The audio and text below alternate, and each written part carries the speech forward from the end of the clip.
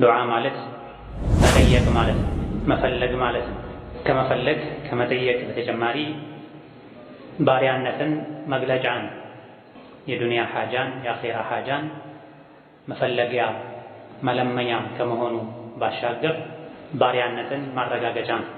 አላህን መለመን መጠየቅ የተወ ዱዓ ማያደርግ ሰው አላህ ይቆጣዋል የሚል የነቢዩ ሐዲስ አለ።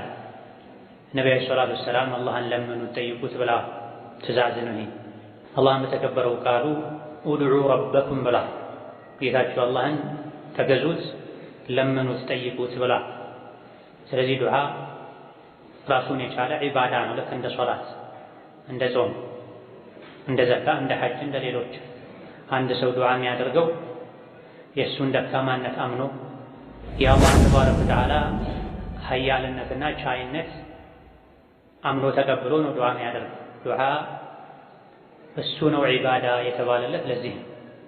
አንድ ሰው ዱዓ ሲያደርግ የአላህን መኖር፣ የአላህን ሰሚነት፣ የአላህን ሰጭነት፣ የአላህን አዛኝነት አምኖ የራሱን ደግሞ ተረጅነት፣ ደካማነት ያለ አላህ አቅም እንደሌለው አውቆ ነው ዱዓ የሚያደርገውና ዱዓ ትልቅ ዒባዳ ነው። ዲን ዱንያችን የሚስተካከለውም በዱዓ ነው። በዱዓ የሚፈልጉትን መልካም ነገር ማግኘት ይቻላል። ከሚፈሩት ከሚሰጉት አደጋ መዳን ይቻላል። የምናደርገው ዱዓ ያንዣበበብን ካለው አደጋ ይልቅ ጠንካራ ከሆነ አደጋው ይረታል፣ ይሸነፋል። ዱዓችን ካለብን ከምንሰጋው አደጋ አንጻር ደካማ ዱዓ ከሆነ አደጋው ያሸንፋል። ሁለቱም እኩል ከሆኑ ደግሞ እስኪሸናነፉ ድረስ ይታገላል። ዱዓና ሓጃ፣ ዱዓና ጉዳይ፣ ዱዓና ሙሲባ ሁኔታቸው ለሶስት ይከፈላል ማለት ነው።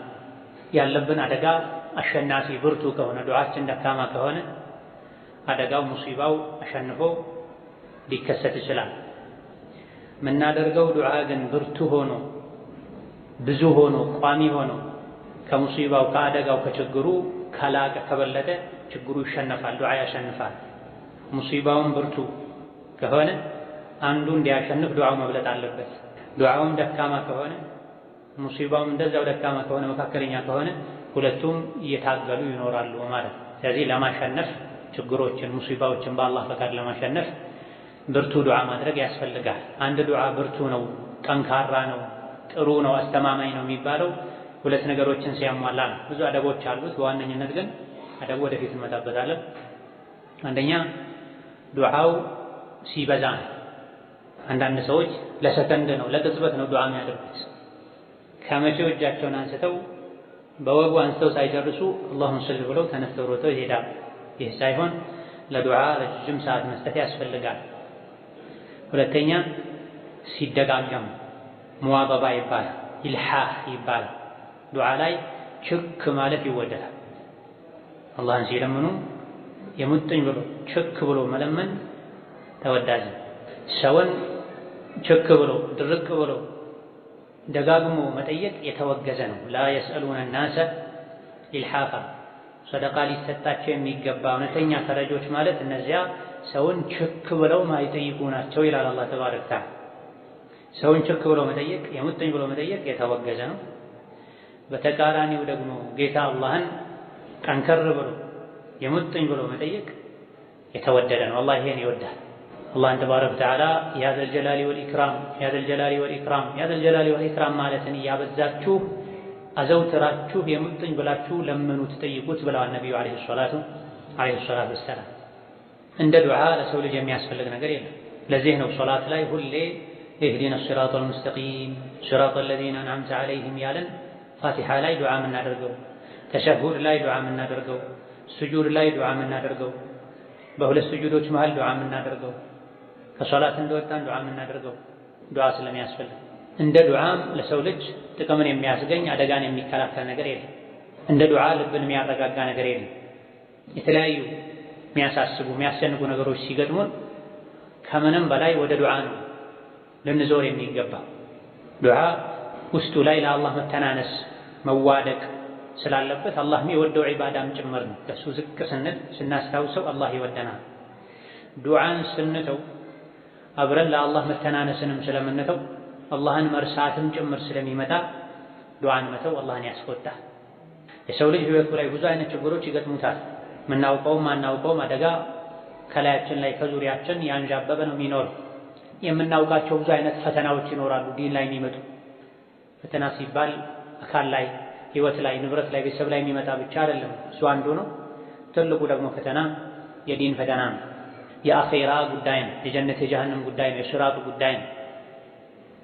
ከሰሐቦች መሃል አንዱ ለነቢዩ ዓለይሂ ሰላቱ ወሰላም የሚያደርጋትን ዱዓ ከነገራቸው በኋላ እኔ ጀነትን ነው የምጠይቀው ከጀሃነም ነፃ አውጣኝ ነው ምለው፣ እንደ እርሶና እንደ ሙዓዝ የማደርገው ረዥም ዱዓ የለኝም አልችልበትም ሲላቸው እኛ የምናደርገው ዱዓ ምንም ቢረዝም ዞሮ ዞሮ ሲጨመቅ አንተ ያደረግከው ነው። ወሐውለሃ ኑደንዲኑ አሉ ዓለይሂ ሰላቱ ወሰላም። እኔና ሙዓዝ ዱዓም ያው እኮ ነው አሉ። ከጀነትና ከጀሃነም ዙሪያ ነው የምናጠነጥነው የምንሽከረከረው። የፈለግከውን ዱዓ አድርግ፣ መጨረሻው ከአላህ ቁጣ መዳን ነው። መጨረሻው የአላህን ውዴታ ማግኘት ነው። የአላህ ቁጣ ጀሃነም ነው መጨረሻው። የአላህ ውዴታ ጀነት ነው መጨረሻው። ስለዚህ ሰው ልጅ በአደጋዎች የተከበበ ነው። አደጋውን ደግሞ ሊያነሳለት ሊያስወግድለት የሚችለው አላህ ነው። አላህ ከኛ አደጋን የሚያስወግደው ችግርን የሚቀርፈው ምንመኘው የምንፈልገውን ደግሞ የሚያሳካበት ሰበቡ ዱዓ ነው። አመ ዩጂቡል ሙጠረ ኢዛ ደዓሁ፣ የተጨነቀን ሰው ተጨንቆ በጠየቀ ጊዜ ችግሩን ዞር የሚያደርግለት ማን ነው? ከአላህ ውጭ አምላክ አለን? የለም ተብሏል። አዚፈቲል አዚፈ ለይሰ ለሃ ሚን ዱኒላሂ ካሺፋ፣ ችግሮችን ከአላህ ውጭ መግለጥ የሚችል የለም። ይሄን ችግር አላህ እንዲገልጽልን የሰው ልጆች የግላቸው የተለያየ ሐጃ አለ። የሁሉንም ሰው ሮሮ ስሞታ ብንሰማ አንዳንዴ እንቅልፍ ሁሉ ከዓይናችን ይጠፋል። ሰዎች ቤታቸው ገመናቸውን ደብቆላቸው ልብሳቸው ሰትሮላቸው ነው የሚኖሩት። ምበላውን አጣሁኝ፣ ከበላው 3-4 ቀን ሆነኝ፣ ልጆቼ ያለቀሱ ነው፣ ከቆሻሻ ለቀሜ ነው ማበላቸው፣ ታመምኩ፣ ሙሉ ሰውነቴ እሳት ነው፣ በየቀኑ ይሄን ያክል መድኃኒት ወስዳለሁ፣ በየቀኑ ይሄን ያክል መርፌ ወጋለሁ፣ ትዳሬ ላይ እንዲህ አይነት ችግር ገጠመኝ፣ ልጄ ታሰረብኝ፣ ልጄ ጠፋብኝ፣ ሱቄ ከሰረብኝ፣ ተቃጠለብኝ ወዘት የሚሉ የሰዎች ቁጥር ብዛት አላህ ነው የሚያውቀው። ይሄን ሁሉ ችግር ሊያነሳ የሚችለው ማን ነው? አላህ ተባረከ ወተዓላ። ይሄን ችግር ዞር እንዲያደርግልን ደግሞ ምን ያስፈልጋል? ዱዓ ያስፈልጋል። አላህ እንድንለምነው ይፈልጋል። ሳንለምን ያደርጋል። ለምነነው ስናደርግ ግን ሁለት ጥቅም ነው የምናገኘው። ያሰብነው ይሳካል በአላህ ፈቃድ መስፈርቱ ከተሟላ። ዱዓ በማድረጋችን ብቻ አጅር እናገኛለን። አንድ ሰው ሶላት በመስገዱ አጅር ይጻፍለታል። ቁርአን በመቅራቱ አጅር ይጻፍለታል። እጅ አንስተን ዱዓ በማድረጋችን አላህን በመለመናችንም የምናገኘው አጅር አለ። ከዱንያ ከአኼራ ችግር የምንወጣውም በዱዓ ነው። ሰዎች ሲቸግራቸው ፊት ለፊታቸው የሚመጣው መውጫ የሚታያቸው የሚመስላቸው ገንዘብ ነው፣ ተሰሚነት ያለው ሰው፣ ባለስልጣን፣ አንዳንዴ መዋሸት ማጭበርበር ነው ከችግር የሚያወጣቸው የሚመስላቸው። እውነታው ግን ሐቂቃው በችግር ጊዜ የመጀመሪያ ልናንኳኳው የሚገባን በር የዱዓ በር ነው። ዱዓን ትንቀዋለህ፣ ቸላ ትለዋለህ፣ የመጨረሻ መፍትሄ ታደርገዋለህ። የዱዓን ጥቅም ስላላወቅክ ነው። አተህዘኡ ቢዱዓኢ ወተዝደሪሂ ፈማ ተድሪ ማ ሰነዐ ዱዓኡ። ዱዓን ቸላ ትላለህ፣ ትንቃለህ። ዱዓ ምን እንደሚያደርግ ስላልገባህ ነው ተብሎ በተለይ ሌሊት ላይ የሚደረግ ዱዓ ተነጣጥሮ የሚወረወር ቀስት ነው። ሓጃህን ቀጥታ ሄዶ ይመታል ተብሏል። ሐሳብ ጉዳይ የሚያስጨንቅ ነገር ሲኖርብህ ሌሊቱን በዱዓ ሙላው። የማለዳ ብርሃን ሲመጣ ያሳስቡ የነበሩ ነገሮችም ተስተካክለው ይመጣሉ ወደ አንተ ተብሏል። ሓጃ ሐሳብ ጭንቀት የሌለበት ማንም የለም፣ በየደረጃው ይለያያል እንጂ። የዱንያ ሓጃ ሁሉ ወጥቶልኛል እንኳ ቢል አንድ ሰው የአኼራው ሓጃ እንዳለ ነው ያለው። መች ተነካ? ሱራበን በሰላም ትሻገራለህ አትሻገርም? የሥራ መዝገብህ በቀኝህ ነው በግራ የሚሰጥህ? ሚዛንህ ይጎድላል ወይስ ሙሉ ሆኖ ትደሰታለህ? በጀነት ነው የምትኖረው ወይስ ጀሃነም?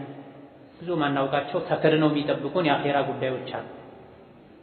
ይሄ የገባቸው ታላላቅ ሰሐቦች ነቢ አለይሂ ሰላቱ ወሰላም ምን ላድርግልህ ብለው ሲጠይቋቸው እኔ ከዱንያ ምንም አልፈልግም በማለት ሐዲስ አኼራ ላይ ጀነት ውስጥ የእርሶ ረፊቅ የእርሶ ጓደኛ መሆን ነው የምፈልገው ይሏቸው።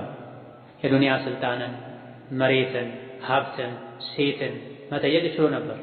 ነቢዩ አለይሂ ሰላቱ ወሰላም ከተጠየቁ ይሰጣሉ ያላቸው። የሌላቸው እንኳ ቢሆን የተጠየቁትን ነገር ላለማሳፈር ከየትም ብለው አምጥተው እንካ ይላሉ። ታዲያ የተለያዩ ሰሐቦቻቸውን ሰልኒ ብለዋቸው ጠይቀኝ፣ ምን ላድርግልህ፣ ምን ልሸልምህ ብለዋቸዋል ለኻደሟቸው ሰዎች። አንዳንዶች እንደው ወጣት ነበሩ። ዛሬ ላይ አንድን ታዳጊ የሆነን ጉዳይ ፈጽሞ ጥሩ ጀግና የሚያስብል ስራ ሰርቶ ምን ልሸልምህ ቢባል ባለሀብት ሰው ባለስልጣን ሰው ቢጠይቀው መሬት ስጠኝ፣ መኪና ስጠኝ፣ የሥራ ደረጃ ያሳደገልኝ ወዘተ ነው አብዛኛው ኢላ ማ ረሒመ ረቢ። ነገር ግን ሰሐቦች ሕፃንም ሆነው አዋቂዎች ነበሩ፣ በሳሎች ነበሩና ለነቢ አለይሂ ሰላቱ ወሰላም ውሃ በማቅረብ ቤት ውስጥ በመላላክ የሚያገለግላቸው ሰው ጠይቀኝ፣ ምን ላድርግልህ፣ ውለታ በምን ልክፈልህ ሲላቸው እኔ ጀነት ላይ የእርሱ ጓደኛ መሆን ነው ፈልጓል። አው ገይረ ዛሊክ ሌላ ጠይቁኝ ሌላ የለም። ብዙ ሰዎች እንዲህ አይነት ነገር ጠይቁኝ ሲባሉ መሬት ይጠይቃሉ፣ አገልጋይ ይጠይቃሉ። አይ አስቦ መጣ ይላል አንዳንድ ዘገባ ላይ። ለቀናት አስቦ ተመልሶ መጣና ሁወ ዛከ ያ ረሱለላህ አላቸው።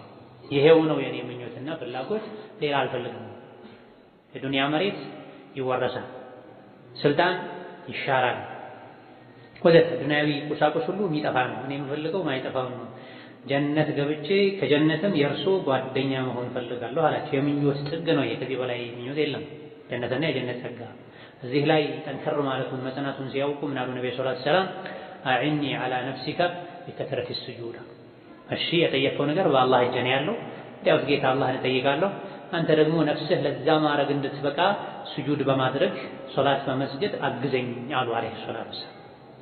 የዱንያ አኺራ ጉዳይ አለብን ሁላችን። ምናልባትም ብዙዎቻችን ካለማወቅ የዱንያ ምንነት ካለመረዳት የአኺራው ተጋርዶብን ሊሆን ይችላል። ብዙ ሰዎች አልሐምዱሊላህ በህይወቴ ደስተኛ ነኝ ስኬታማ ነኝ ሲሉ ይሰማል። ምን ስላደረጉ? ቤት አለው፣ መኪና አለው፣ ሱቅ አለው፣ መልካም ሚስት አለችው፣ የተወሰኑ ልጆች አሉት። ስኬት ለሱ ይሄ ነው። ምናልባትም ሶላተል ጀማዓ ሲያልፈው ታያለህ። የነቢይን ሱና ብዙ ነገር ላይ አለይሂ ሰላቱ ወሰላም አግድሎ ታየዋለህ። ሴቷም እንደዚህ ነው። አልሐምዱሊላህ በህይወቴ ደስተኛ ነኝ፣ በህይወቴ ስኬታማ ነኝ የሚሉ ሰዎች አሉ። ስኬት ምንድነው? ስላልገባቸው ትልቁ ስኬት ዛሊከል ፈውዙል ዐዚም የተባለለት ሱራትን በሰላም ተሻግሮ በሰላም የጀነት ምድርን መርገጥ መጀመር፣ ከጀሃነም መዳን ነው። ዱንያ ላይም አላህን ከሚያስቆጣ ነገር ከመጥፎ ስራ መራቅ ነው። ስለዚህ ይሄ እስኪሳካልን ድረስ አዘውትረን ዱዓ ልናደርግ ይገባል። ዱዓ ሁለት አይነት ነው ያ ዒባደላህ። ዱዓ በጥቅሉ ሁለት አይነት ነው። አንደኛው ዱዓው መስአላ ይባላል፣ የልመና ዱዓ፣ የሚፈልጉትን ነገር የሚጠይቁበት ዱዓ። ሁለተኛው ዱዓው ዒባዳ ይባላል፣ የዒባዳ ዱዓ፣ አላህን ለማምለክ ተብሎ የሚደረግ ዱዓ። ዱዓው መስአላ የሚባለው የልመና የጥየቃ ዱዓ የሚባለው ጌታዬ ሆይ እርቦኛል አብላኝ፣ አሞኛል ፈውሰኝ፣ ልጅ የለኝም ልጅ ስጠኝ፣ ልጄ ተበላሽቶብኛል አስተካክልልኝ፣ ታምሜያለሁ ታሞብኛል ፈውሰን፣ ጀነት ስጠን፣ ኢማን ስጠን። ይሄ የመጠየቅ ዱዓ ይባላል። አስፈላጊ ነው ይሄ። ሁለተኛውና ትልቁ ደግሞ ዱዓው ዒባዳ ይባላል፣ አላህን የመገዛት ዱዓ ይባላል። ይሄ ሶላት መስገድ፣ መጾም፣ ሰዎችን መልካም ነገር እንዲሰሩ ማዘዝ፣ ከመጥፎ ነገር ማስጠንቀቅ፣ ጂሃድ ማድረግ፣ ዝምድናን መቀጠል፣ የቲምን መንከባከብ ወዘተ አላህ ያዘዘንን ነገር ማድረግ፣ የከለከለንን ነገር መተው፣ ይሄም ዱዓ ይባላል። ትልቁ ዱዓ ይሄ ነው። ብዙ ሰዎች ግን ይሄን ልብ አይሉ። ሶላት መስገድ ዱዓ ነው። መጾም፣ ከምግብ ታቅቦ መዋል፣ ጾም ከሚያፈርሱ ነገሮች መራቅ ዱዓ ነው። ገንዘብን፣ ጊዜን፣ ጉልበትን ሰውቶ ሐጅ ማድረግ ዱዓ ነው። ምንም ባፈህ የምትናገረው ነገር ባይኖርም ለምን ጌታዬ ሆይ ሶላት የምሰግደው የምጾመው ዘካ የምሰጠው ሩቅ ያለ ዘመዴን ተንከራፍቼ ሄጄ የምጠይቀው አንተ አድርጉ ስላልክ ነው፣ አንተ አድርጉ ያልከውን በማድረጌ ጀነት ስለማገኝ ነው ያለ ነው። ይሄ የተግባር ዱዓ ይባላል። ይሄን ያማከል ያስፈልጋል። ይሄኛው የተግባሩ ዱዓ ከተሳካ የልመናው ዱዓ በቀላሉ ይሳካል፣ የሰማይ በር ይከፈትለታል። የተግባሩ ዱዓ ላይ ሰነፍ ከሆነ የቃሉ የለመናው ዱዓ ላይ በቀላሉ የሰማይ በር አይከፈትልን። ሲያመን፣ ሲቸግረን፣ ሲርበን፣ ስንቸገር የለመናውን ዱዓ አድርገን ቶሎ ወደ ሰማይ እንዲመጣ የተግባሩ ዱዓ ሁሌ ሙሉ መሆን አለበት። ሶላቱን በትክክል መስገድ፣ ሴት ልጅ ሒጃቧን በትክክል ማድረግ፣ የባሏን ሐቅ መጠበቅ፣ ቤቷን ልጆቿን መጠበቅ፣ እንደ አጠቃላይ ሙስሊም ትክክለኛ ሙስሊም መሆን ሌላኛው ትልቁ የዱዓ አይነት ነው። ሁለቱንም አብረን ልናስኬድ ይገባናል። አንዱ ከአንዱ ጋር የተያያዘ ነው። ሌላው ዱዓ መስፈርት አለ። ዱዓ ተቀባይነት ያገኝ ዘንድ የዱንያ የአኼራ ችግርን ይቀርፍ ዘንድ መሟላት ያለበት መስፈርት አለው። አንደኛውና የመጀመሪያው የዱዓ መስፈርት ኢኽላስ ነው። ማንኛውም ሰው ዱዓ ሲያደርግ ዱዓን በኢኽላስ ማድረግ አለበት። ምን ማለት ነው በኢኽላስ ማለት?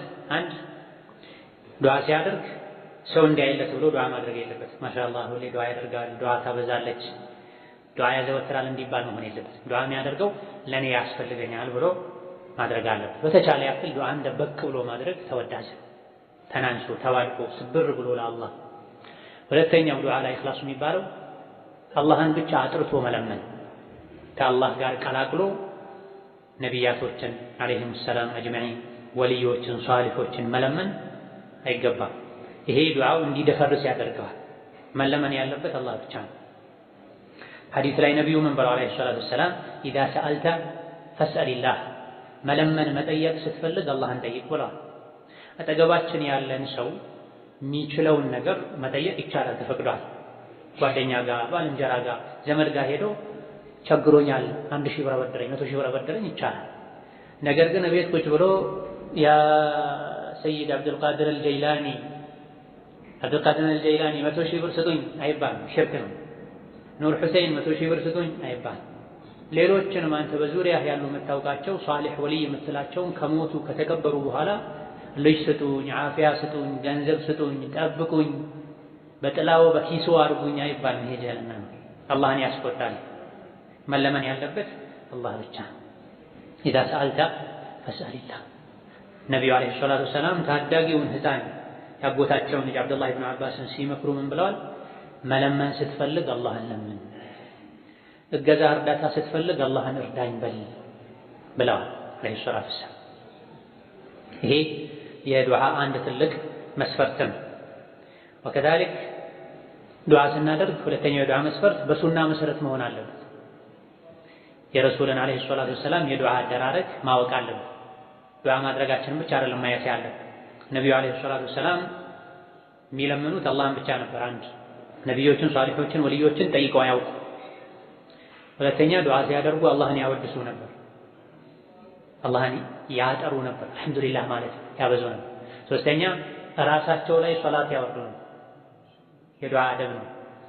አራተኛ አላህን በመልካም ስሞቹ በመልካም ባህሪያቱ ይለምኑት ነበር፣ ይጠይቁት ነበር፣ ተወሱል ያደርጉ ነበር። አላህን በራህመትህ ይሆንብህ፣ በእዝነትህ ይሆንብህ፣ ሰጭ ነህ በሰጭነትህ ይሆንብህ ስጠኝ፣ መሐሪ ነህ በመሐሪነትህ ይሆንብህ ማረኝ ይባላል እንጂ በወሊዮች ይሆንብህ፣ በደጋጎች ይሆንብህ፣ በሰይዳችን ይሆንብህ፣ በነቢያችን ይሆንብህ፣ በገሌ ይሆንብህ አይባል። አላህን የሚያስገድደው የለም ብለዋል ነብዩ ሰለላሁ ዐለይሂ ወሰለም። በገሌ ይሆንብህ ተብሎ ስለተጠየቀ አይሰጥም፣ አላህ በራሱ ይሆንብህ ነው የሚባል። አምስተኛ ዱዓ ሲይዘጉ ልክ እንደጀመሩት ሁሉ አላህን በማመስገን በማወደስና እሳቸው ላይ ራሳቸው ላይ ሶላዋት በማውረድ ነበረ ዱዓውን የሚዘጉት። በዚህ መልኩ በሱና ዱዓ ማድረግ ይጠበቅብናል። ዱዓውን አላህን በማመስገንና በማወደስ ነቢ ላይ ሶላዋት በማውረድ መጀመር። ሁለተኛ አላህን ብቻ መለመን፣ አላህን ተባረከ ወተዓላ በመልካም ስሞቹ በመልካም ባህሪያቶቹ እየተለማመጡ እሱን ያወደሱ ራስን ዝቅ ያደረጉ መለመን። ዱዓውን ሲያጠናቅቁ አላህን ማመስገን ማወደስ፣ ነቢ ላይ ሶላዋት ማውረድ የነቢዩ ሱና ነው ዓለይሂ ሰላቱ ወሰላም። ወከዛሊክ እሳቸው በጀማዓ ዱዓ ባላደረጉበት ቦታ በጀማዓ ዱዓ ማድረግም አዲስ ነገር መፍጠር ነው የሚሆን። ዱዓ ለማድረግ ዕጣን ማጨስ ለየት ያለ ራሱን የቻለ ስርዓት መፍጠርም አይገባ። የዱዓ አደብ አለው። ሶላት ስንሰግድ በታዘዝነው መሰረት እንደምንሰግደው ሁሉ ዱዓ ስናደርግም በታዘዝነው መሰረት በተፈቀደው መሰረት ማድረግ አለብን እንጂ ያለ ቦታው ዱዓ የሚያደርጉ ሰዎች አሉ። ቡና በቀረበ ቁጥር ዱዓ የሚያደርጉ ሰዎች አሉ። ከየት አመጣችሁት? ነቢዩ ዓለይሂ ሰላቱ ወሰላም ወተት መጠጣት ይወዱ ነበረ፣ ማር መጠጣት ይወዱ ነበረ፣ ቴምር ተዘብዝፎ መጠጣት ይወዱ ነበር። የተለያዩ የሚጠጣቸው ነገሮች ነበሩ። ከዚህ የተኛውንም ሲጠጡ ራሱን የቻለ ዱዓ ያደርጉ ነበረ። እጣን ያጨሱ ነበረ። በሬ ሲያርዱ በግ ሲያርዱ ቆመው ዱዓ ያስደርጉ ነበር የሚል ነገር የለም። ዚክር አለ ሲታረድ የሚባል ቢስሚላህ አላሁ አክበር፣ ይሄ ነው፣ ሌላ የለም። አላሁመ ሀዛ ሚንከ ወኢለይከ ውድሒያ ላይ ይጨመራል። ምግብ ሲበላ ቢስሚላህ አላሁመ ባሪክ ለና ይባላል። አማ ምግብ በቀረበ ቁጥር እርድ በቀረበ ቁጥር ተሰብስበው እጣን አጭሰው እገሌ አምን በል ዱዓ አድርግ ብሎ ለዱዓ አዲስ አፈጻጸም ማውጣት ከነቢ ዓለይሂ ሰላቱ ወሰላም እበልጣለሁ ማለት ይሆናልና ሌላኛው የዱዓ ሸርጥ የዱዓ መስፈርት ምንድነው? በሱና ዱዓ ማድረግ። በሱና ዱዓ ማድረግ። ዱዓ አደራረጋችን ቢድዓ ካለበት፣ ፈጠራ ካለበት፣ ወንጀል ካለበት ተቀባይነቱን ያጣ። ሌላኛው የዱዓ መስፈርት በአላህ መተማመን። ዱዓ ሲያደርጉ ለሙከራ ሳይሆን አላህ እሺ እንደሚለን እርግጠኛ መሆን። ለዚህ ነው ነቢዩ ዓለይሂ ሰላቱ ወሰላም ኡድዑ ላህ ወአንቱም ሙቂኑነ ቢልኢጃበቲ፣ አላህን ስትለምኑት እሺ እንደሚላችሁ እርግጠኛ ሆናችሁ ለምኑት። አላህ ተባረከ ወተዓላ ዝንጉ ከሆነ ልብ ዱዓን አይሰማም ብላ። ስለዚህ ዱዓ ሲደረግ አንድ አላህ እንደሚቀበል 100% እርግጠኛ መሆን ያስፈልጋል። የተጠራጠሩ እያመነቱ ለማንኛውም ለሙከራ ተብሎ ዱዓ መደረግ የለበትም። ወከዛሊክ ከዚሁ ጋር ተያይዞ ነቢ በአንድ ሐዲስ የነገሩን ላ የቅበሉ ላሁ ዱዓአን ሚን ቀልቢን ላሂን፣ ከተዘናጋ ልብ አላህ ዱዓን አይቀበልም። ዱዓ ሲደረግ ትኩረታችን ዱዓው ላይ መሆን አለበት። አንዳንዴ እየተጫወቱ ነው ዱዓ እያደረጉ መለየት የሚከብድ ሰዎች አሉ።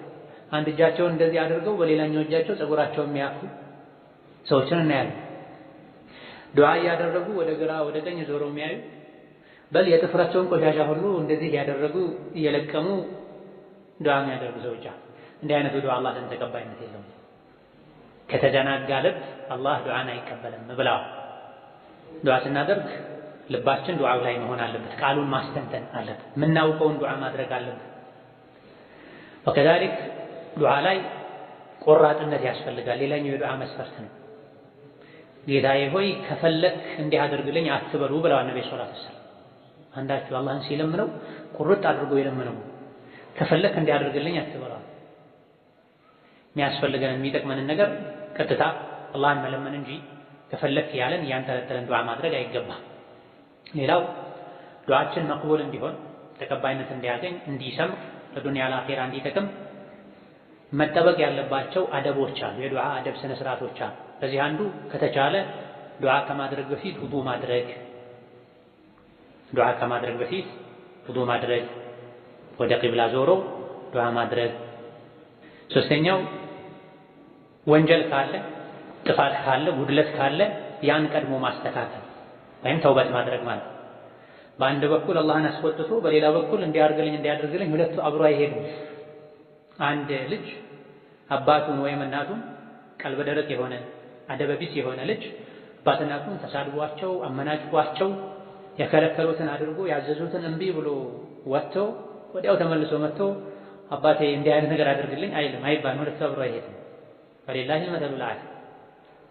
አንድ ሰው ዱዓው መቅቡል እንዲሆን ከፈለገ ከሚያጠፋቸው ጥፋቶቹ መተውበት አለበት። የሚሰራው ወንጀል ካለ ማቆም አለበት። የሚያጎድለው ዋጅብ ግዴታ ካለ ያን መስራት አለበት። ወንጀል ላይ ጸንቶ አላህን መለመን አላህን መዳፈር ነው። ተውበት ለማድረግ መወሰን ያስፈልጋል። ጌታዬ ሆይ እኔ የቆሸሽኩ ሰው ነኝ፣ አንተ ፊት የምቆምበት ቁመና ምንነት ማንነት የለኝም። አንተ መሐሪ ነህ፣ ያለፈውን ማረኝ፣ ተጸጽቻለሁ፣ ይቅር በለኝ። እኔ ዘንድ ባለው ጥፋት ወንጀል ምክንያት ያንተን መልካም ኸይር አትከልክለኝ፣ ተጸጽቻለሁ፣ ማረኝ ተብሎ ተውበትን ማስቀደም ቢያንስ ያስፈልጋል። በአንድ እጃቸው ኸምር ይዘው በሌላኛው እጃቸው ዱዓ ለማድረግ የሚዳዳቸው ሰዎች አሉ። ይሄ ከባድ ነው። አላህን መዳፈር ነው፣ ማሾፍ ነው፣ መሳለቅ ነው። እጅህ ላይ ያለውን ኸምር ተው ብሎሃል አላህ። እሱን ከመጠየቅ በፊት እሱን ማቆም አለብን። ከዚህ ጋር ተቀራራቢ የሆነ ጫት ይዘው ዱዓ የሚያደርጉ ሰዎች አሉ። ጭራሽ ጫትን የዱዓ መሳሪያ ነው የሚሉ ሰዎች አሉ። ቅድም መግቢያ ላይ ምን ተባብለናል? ዱዓ ዒባዳ ነው፣ ሶላት ነው፣ ጾም ነው፣ ዚክር ነው ብለናል። ጫት እየቃመ ሶላት የሚሰግድ ሰው አለ እንዴ? የለም። ጫት እየቃመ ጠዋፍ የሚያደርግ ሰው አለ እንዴ? የለም። ልክ እንደነዚህ ሁሉ ዱዓ ራሱን የቻለ ዒባዳ ነው። ዱዓ ላይ አዲስ ነገር መጨመር መክተት አያስፈልግም። ማን ነው ስልጣን የሰጠ? አልዕልሙ ቃለ አላሁ ቃለ ረሱሉሁ ወቃለ ሶሓበቱ ወማ ዐዳሁ فهو وسواس الشيطان ነው የሚሉት እና ኢማሙ አሻፊዒ ኢብኑል ቀይም ሌሎች ዒልም ማለት ሸሪዓ ማለት አላህ እንዲህ ብሏል ተባረከ ወተዓላ፣ ነቢዩ እንዲህ ብለዋል ዓለይሂ ሰላቱ ወሰላም፣ ሱሐቦች እንዲህ ነበሩ እንዲህ ብለዋል ረዲየላሁ ዐንሁም፣ ታቢዕዮች እንዲህ ነበሩ እንዲህ አድርገዋል ረሒመሁሙላህ ተዓላ። ይህ ነው ዒልም የሚባለው ሸሪዓ የሚባለው እንጂ አላህ ካላለ ነቢዩ ካላሉ ዓለይሂ ሰላቱ ወሰላም ሱሐቦች ካላሉ ካላደረጉ የሱሐባ ተከታዮች ታቢዕዮች ካላሉ ካላደረጉ ከዛ በኋላ የመጣ ነገር ዲን አይሆንም። ጫትን ከዱዓ ጋር ያያያዙት ቅርብ ጊዜ ነው። ከዛ በፊት የጫካ እንጨት ነበር፣ የፍየል ቀለብ ነበር። ከጊዜ በኋላ ነው ሰርጎ ገብቶ አስነዋሪ የስመ ሙስሊም መገለጫ የሆነው። እንደ ግለሰብ በግሉ ያጥፋ ሱስ ካለበት ይብላ የፈለገውን ሳር፣ ግን ከተከበረው ዱዓ ጋር ጫትን ማያያዝ ወላሂ ትልቅ ነውር ነው፣ ውርደት ነው።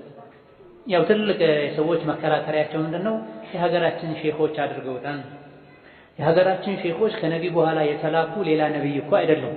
የሀገራችን ሼኾች ለዲናቸው ባበረከቱት አስተዋጽኦ አላህ ኸዲጃቸውን ይክፈላቸው፣ ለሞቱት አላህ ይዘንላቸው፣ ያሉትን አላህ ይጠብቃቸው፣ አላህ የሱናውን ጎዳና ይምራቸው። የሀገራችን ሼኾች የሚችሉትን ያክል አድርገዋል። ግን ፍጹም ማይሳሳቱ ነቢይ ናቸው አይባልም። ሼኾች ምንድናቸው? ሰው ናቸው። ሁሉን ዒልም ያውቃሉ አይባልም። ቀርተው ነው ያወቁት። ያልደረሳቸው ኪታብ ይኖራል። እንደሚታወቀው በድሮ ዘመን ሀገራችን ላይ ኪታብ በቀላሉ አይገኝም አይገባም ነው። በእጅ የጣፉ ነበር ያገኟትንም ኪታብ የሚዋዋሱት። የቻሉትን ያክል ኸይር ሰርተዋል፣ ዲንን አስከብረዋል፣ እስላምን አሰራጭተዋል፣ ጠብቀዋል። ግን የሚጎድላቸው ብዙ ነገር ሊኖር ይችላል።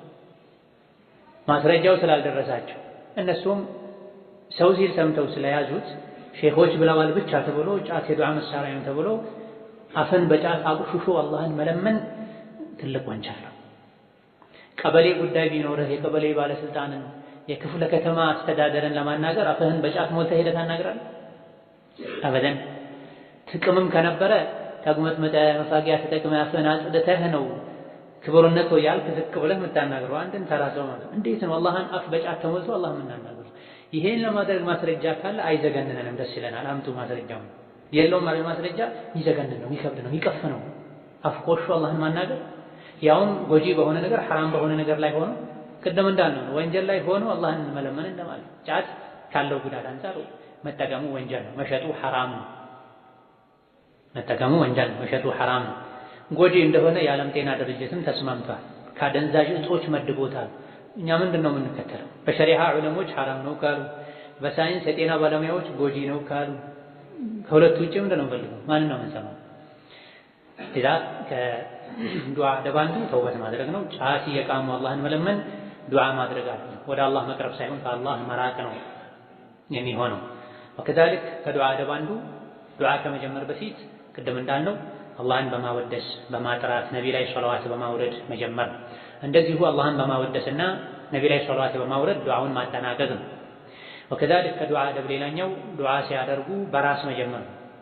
ዱዓ ስናደርግ ቀድመን ለራሳችን ልናደርግ፣ ከዛ በኋላ ለምናደርግለት ሰው አስከትለን ለወላጆቻችን፣ ለልጆቻችን፣ ለትዳር አጋሮቻችን በቅደም ተከተል ዱዓ ልናደርግ ይገባል። ከዱዓ አደብ አንዱ ከራስ መጀመር ነብዩ ሰለላሁ ዐለይሂ ወሰለም ይሄ አስተምረውናል። ወከዛሊክ ከዱዓ አደብ አንዱ የቁርአን የሐዲስ ዱዓዎችን የነቢያትን ዱዓዎች በትክክለኛ ዘገባ የተገኙ ዱዓዎችን መጠቀም ተወዳጅ ነው። የዱዓ አደብ ነው። ዱዓ ላይ አለመቸኮልም እንደዚሁ የዱዓ አደብ ነው። ዱዓ አደረግኩ ምንም ያገኘሁት ለውጥ የለም፣ ስንት የለመንኩት አላህን እሺ አላለኝም የሚሉ ሰዎች አሉ። አላህ ተባረከ ወተዓላ ዱዓችሁን እሺ ይላችኋል እስካልቸኮላችሁ ድረስ ብሏል ነብዩ ሰለላሁ ዐለይሂ ወሰለም። መቸኮልን ሲፈስሩ ጠየቅኩ ግን ምንም መልስ አላገኘሁም እስካላላችሁ ድረስ። አንድ ሰው ዱዓ ሲያደርግ ወይም የጠየቀውን ነገር ራሱን ያገኛል ወይም ያደረገው ዱዓ ለአኺራ ጀዛ አጅር ሆኖ ይቀመጥለታል እንደ ዒባዳ፣ ወይም ደግሞ ዱዓ ያደረገውን ነገር ማግኘቱ ቀርቶ በዱዓው የባሰ አደጋን አላህ ይከላከልለታል። ከሶስት አንዱ አይቀርም። አንድ ሰው ዱዓ ካደረገ አላህ ተባረከ ወተዓላ ሀያ ያደርጋል። ባሪያው እጁን አንስቶ ለምኖት ዜሮ ባዶ አድርጎ አይመልስበትም ብሏል ነብዩ ሰለላሁ ዐለይሂ ወሰለም። እዚህ ዱዓ ያደረገ ሰው ሁሌም አትራፊ ነው። ዱዓን የተወሰ ሁሌም ከሳሪ ነው። ቢያንስ አንድ ሰው ዱዓ ሲያደርግ ከሶስት አንዱ ያገኛል። ወይም የጠየቀው ነገር ራሱ ይሰጠዋል። ብዙ ጊዜ ሰጥቶናል፣ እኛ አይታየንም እንጂ ብዙ ጊዜ አላህ ሰጥቶናል አይታየንም እንጂ አሊያ ደግሞ ለአኺራ ያስቀምጥልናል። ዱንያ ላይ ከሚጠቅመን ዱዓችን ለአኺራ ቢጠቅመን ነው የሚሻለው። የአኺራው ነው ከባዱ፣ የዱንያ እንደምንም ያልፋል። ሶስተኛው ዱዓ በማድረጋችን የጠየቅነውን ባይሰጠን እንኳ የባሰ አደጋን አላህ ይከላከልናል። ዱዓ ከተከሰተም ካልተከሰተም አደጋ ይከላከላል፣ ይጠቅማል ተብሏል። እኛ ዱዓ ስናደርግ ፊት ለፊታችን ያለው ብቻ ነበር የሚታየን። አይ ባሪያዬ ሆይ ይሄ ቀላል ነው፣ ሌላ ከላይ የመጣበት ሙሲባ አለ፣ በዱዓው እሱን ልከላከልልህ ብሎ አላህ ለባሪያው ይከላከላል። ወላጆች የወለዱትን ሕፃን ልጅ ከሚንከባከቡት በላይ አላህ ባሪያዎቹን ይንከባከባል፣ የሚበጃቸውን ያውቃል። ልጆች ይሄን ልብስ ልልበስ እያሉ ይሄን ጫማ ላድርግ እያሉ ወላጆቻቸው አይ ይሄ አይሆንም ይሏቸዋል። ይሄን ምግብ ካልበላሁ ያሉ አይ ይሄ ይቅርብህ ይሏቸዋል። እንዲህ አይነት ቦታ ካልሄድኩ ያሉ ወላጆቻቸው ይቅርብህ ይሏቸዋል። አላህ ከዛ በላይ ባሮቹን ይንከባከባልና ዱዓ አድርገን የጠየቅነትን ስላላገኘን ማኩረፍ የለብንም። ማንን ነው የምናኩረፈው? ማን አለን ያለሱ ያለ አላህ? ጠይቄ ዱዓ አልሰማኝም፣ ስለዚህ ካሁን በኋላ አለምንም ብትል ቀረብህ እንጂ አላህ ምንም የሚጎልበት ነገር የለም። ጎርፍ የወሰደው ያለ ሰው ያገኘውን ነገር መያዝ አያቆምም። ውሃውን ራሱ ይዛል፣ ይጨብጣል። ከጎርፉ ካዳነኝ ብሎ የድረሱልኝ ጥሪ ማሰማቱን አያቆምም። ከእንግዲህ ማንም አይሰማኝም ብሎ ተስፋ አይቆርጥም። ግርግዳውን ይዛል፣ ማይቧጠው ማይዘው ነገር የለም። እንደው የሚይዘው ነገር ሲያጣ ውሃውን ራሱ ይጨብጠዋል። ዱዓ ስታደርጉ በዚህ መልኩ ዱዓ አድርጉ ተብሏል። ከዚህ የጎርፍ አደጋ ሊያድነኝ የሚችለው ዱዓ ብቻ ነው፣ ሌላ የሚያድነኝ ነገር የለም ብሎ ተስፋ የቆረጠን ሰው አይነት ዱዓ አድርጉ የትኛውም ጉዳይ ላይ ተብሎ። ቅድም እንዳልነው አሁን ከመቼው ዱዓውን ጀመረ ከመቼው ያቆመ አናውቅም። ሩጫ ነው፣ ይህ አይገባም። ወከዛሊክ ከዱዓ አደብ አንዱ ዱዓ ተቀባይነት እንዲያገኝ ከሚረዱ ነገሮች አንዱ በደስታ ጊዜ ዱዓ ማድረግ ነው። በሰላም በድሎት ጊዜ ዱዓ ማድረግ ነው። ብዙ ጊዜ ሰዎች ዱዓ ትዝ የሚላቸው ዱዓ መቼ ነው? ሲቸገሩ። ከዱዓ አደብ አንዱ ከዱዓ ስነ ስርዓት አንዱ ዱዓ መቅቡል እንዲሆን ከሚረዱ ነገሮች አንዱ በሰላም ጊዜ ዱዓ ማድረግ፣ በደስታ ጊዜ ዱዓ ማድረግ፣ በድሎት ጊዜ ዱዓ ማድረግ። ሁሌ በሰላም በምቾት በድሎት ጊዜ ዱዓ የሚያደርግ ሰው በችግርና በመከራ ጊዜ ዱዓ ሲያደርግ ቶሎ የሰማይ በር ይከፈትለታል። በምቾት በድሎት በሰላም ጊዜ ዱዓ ማያደርግ ሰው ችግር ገጥሞት ዱዓ ሲያደርግ የሰማይ በር በቀላሉ አይከፈትለትም። ለዚህ ቀላል ምሳሌ የነቢዩላህ ዩኑስ ታሪክ ነው። ዩኑስ ዓለይሂ ሰላም ባህር ላይ መርከብ ላይ የተጓዙ መርከቡ ላይ ሰው በዝቶበት ሰው ይቀነስ ተብሎ በዕጣ እሳቸው ተቀንሰው ነበር። ሁላችን ከምንሰምጥ ሁላችን የባህር አውሬ ቀለብ ከምንሆን የተወሰነ ሰው ይቀነስ ተብሎ በዕጣ ዩኑስ ዕጣ ደርሶባቸው ወጥተው ነበር። ይሄ መሷሊሕና መፋሲድ ከድሮ ዘመን እንዳለ ትልቁን አደጋ በትንሽ አደጋ መከላከል የሚባል ነገር አለ። ኡሱል ላይ ሁሉም ከሚጠፋ የሁሉም ህይወት ከሚጠፋ የተወሰኑ ሰዎች ህይወት ይጥፋና ሌሎች ዳኑን ተብሎ ዩኑስ ዕጣ ደርሶባቸው ባህር ላይ ተወርውረው ነው። ሲወረወሩ አሳ ዋጣቸው። አሳ ነባሪ ነው ያወጣቸው ተብሎ አይደለም፣ ትንሽ አሳ ዋጣቸው። እሳቸውን ያዋጣውን አሳ ደግሞ ሌላ ትልቅ አሳ ነባሪ ዋጣው ተብሏል። የትንሹ አሳ ጨለማ ጭንቅ፣ የትልቁ አሳ ነባሪ ጨለማ ጭንቅ፣ የባህሩ ጨለማ ጭንቅ ተደራርቦባቸው ምን አሉ? ላኢላሃ ኢላ አንተ ሱብሓነከ ኢኒ ኩንቱ ሚነ ዛሊሚን። ወደ አላህ ተመለሱ። የባህር ጨለማ ውስጥ ሆነው አሳ ሆድ ውስጥ ሆነው የዱዓ በር ሁሌ ክፍት እንደሆነ ስለሚያውቁ ጌታዬ ሆይ ራሴን በድያለሁ፣ ከዚህ ጭንቅ አውጣኝ አሉ። አላህ ከጭንቅ አወጣቸው። አሳው ወደ ውጭ ወጥቶ ተፋቸው፣ ዳኑ። አሳ ሆድ ውስጥ ከገቡ በኋላ አሳ ሆድ ውስጥ ካለ መጋዝ አላህ አተረፋቸው። ከዛ ምን አላንቀጹ ወከዛሊከ ኑንጂል ሙእሚኒን ይላል። ሙእሚን ሁን እንጂ ዩኑስን እንዳዳነው አንተንም እናድንሃለን ይላል አላህ ተባረከ ወተዓላ። ዩኑስ ለምንድን ነው በዛ ቅጽበት የዳኑት ከአሳ ነባሪ ሆድ ውስጥ የወጡት የተባለ እንደሆነ ሁሌም አላህን ይለምኑ ነበር። ዩኑስ ድምፃቸው ሰማይ ላይ ይታወቅ ነበር። ሁሌ ዱዓቸው የሚወጣበት የሰማይ በር ነበረ። ልክ ዩኑስ ዱዓውን ሲያደርጉ መላኢካ ተሽቀዳደመ ተብሏል።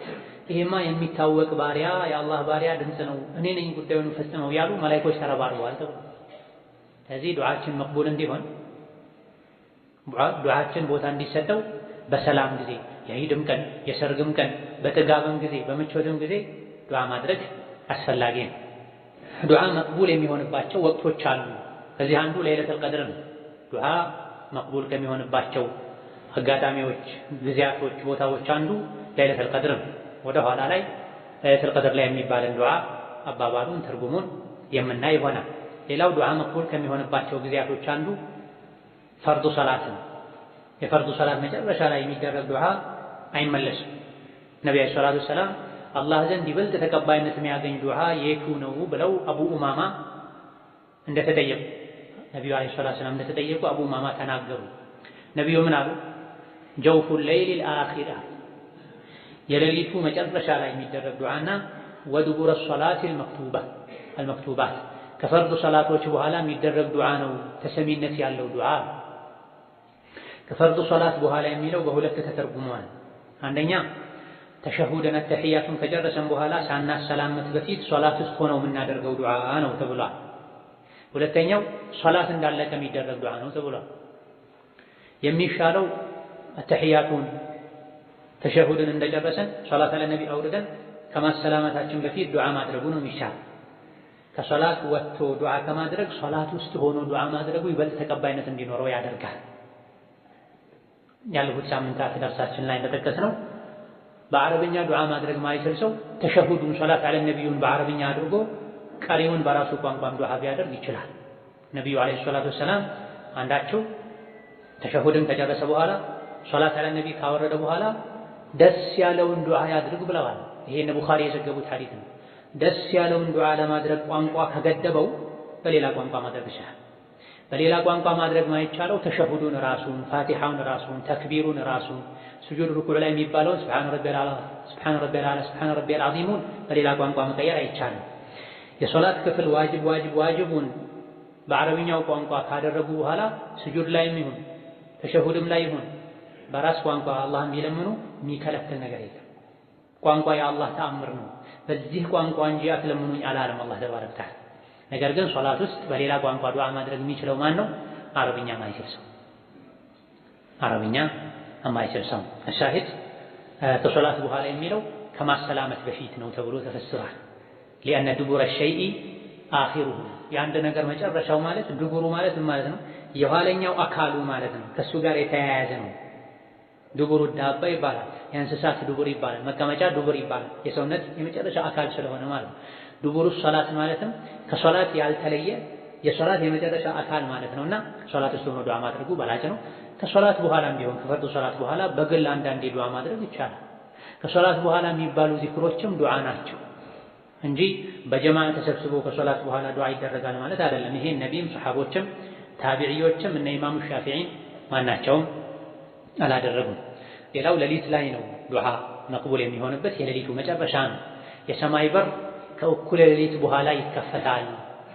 በዛ ሰዓትም አላህ ተባረከ ወተዓላ ማነው የሚለምነኝ ማነው የሚጠይቀኝ የምሰጠው ይላል አላህ ብለዋል ነብዩ ሰለላሁ ዐለይሂ ወሰለም። የተቸገራለን ዱዓ የሚያደርግ እርዳታ የሚጠይቅ የሚፈልግ አለን ብሎ አላህ ራሱ ይጠይቃል በየሌሊቱ ከእኩለ ሌሊቱ በኋላ ተብሏል። የሌሊቱ 1/3 ሲቀር ተብሏል። 8 ሰዓት አካባቢ፣ 9 ሰዓት አካባቢ፣ 10 ሰዓት አካባቢ ፈጅር አዛን ሊል አካባቢ ያለው ወቅት አላህ ዱዓን የሚቀበልበት ወቅት ነው። በዚህ ሰዓት የሚደረግን ዱዓ ሁሉ አላህ እሺ ይላል። የዝሙተኛና የሰዎችን ገንዘብ በጉልበት እየቀማ የሚበላ ሰው ሲቀር ይላል ሐዲሱ። ሌሊት ላይ የሌሊቱ መጨረሻ ላይ አላህ ተባረከ ወተዓላ ማነው የሚለምነኝ ማነው የሚጠይቀኝ እሺ ምለው ይላል። በዛ ሰዓት የትኛውም የተቸገረ ሙስሊም ዱዓ ሲያደርግ አላህ ዱዓውን ይቀበለዋል። ሁለት ሰዎች ሲቀሩ አሉ ነብዩ ሰለላሁ ዐለይሂ ወሰለም። ማን? አንደኛ ማህፀኗን የሸጠች የምትተዳደር ዝሙተኛ ባለጌ። የዝሙተኛን ዱዓ አላህ አይቀበልም አይሰማም፣ በዛም ሰዓት ቢደረግ ማለት ነው። ለዚህ ነው ቅድም ምን ብለናል? ዱዓ መቅቡል እንዲሆን ከዱዓ አደብ ስርዓት መስፈርት አንዱ ተውበት ነው ብለናል። ሁለተኛ አሻራ፣ የአሻርን ዱዓ አላህ አይሰማም። ሰዎችም በጉልበት የንብረትህን 1/10ኛ 1/8ኛ 1/5ኛ አምጣ ብሎ በጉልበት እየቀማ የሚወስድ ያለ ፈቃዳቸው ያለ አግባብ ዘራፊ ዱዓው ተቀባይነት አይኖረውም። ወከዛሊክ ዱዓ መቅቡል ከሚሆንባቸው ቦታና አጋጣሚዎች አንዱ በአዳንና ኢቃም መሃል ዱዓ ማድረግ ነው። ነቢዩ ዓለይሂ ሰላቱ ወሰላም አዱዓኡ ላ ዩረዱ በይነ አልአዳኒ ወልኢቃመቲ ፈድዑ ብለዋል። በአዳንና ኢቃም መሃል ዱዓ አይመለስም፣ ዱዓ አድርጉ ብለዋል። በአዳንና ኢቃም መሃል ዱዓ አይመለስም ነገሩን። ከዛ ደግሞ አዘዙን ምን አሉ? ፈድዑ ዱዓ አድርጉ ባዳና ኢቃም መሃል። ባዳና ኢቃም መሃል ያለው ሰዓት ውስን ነው። አዳንን ተከታትሎ አዳን እንደተሰማ የሚባለውን ዚክርና ዱዓ አድርጎ ከዛ በኋላ ቀብልያ ሰግዶ እስከ ኢቃም ቁጭ ብሎ እጅ አንስቶ ዱዓ ማድረግ። አሷዲቁል መስዱቅ ዓለይሂ ሰላቱ ወሰላም እውነተኛው ነቢ ምን ብለዋል? በአዳንና ኢቃም መሃል ዱዓ አይመለስም ብለው።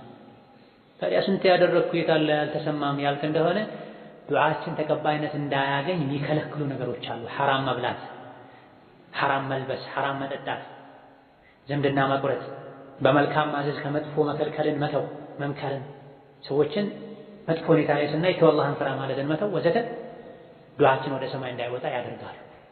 እኛን ነው መጠርጠር ያለብን ራሳችን። ዱዓውን በትክክል አላደረግኩም ይሆናል እንጂማ ነቢዩ አይዋሹም አለይሂ ሰላቱ ወሰላም። አላህ ተባረከ ወተዓላ ያልሆነን ነገር አይናገርም፣ ጠይቁኝ እሰጣለሁ ብሏል። ነቢዩ አለይሂ ሰላቱ ወሰላም ሌሊት ላይ የሚደረግ ዱዓ ባዳና ኢቃም መሃል የሚደረግ ዱዓ አይመለስም ብለዋል።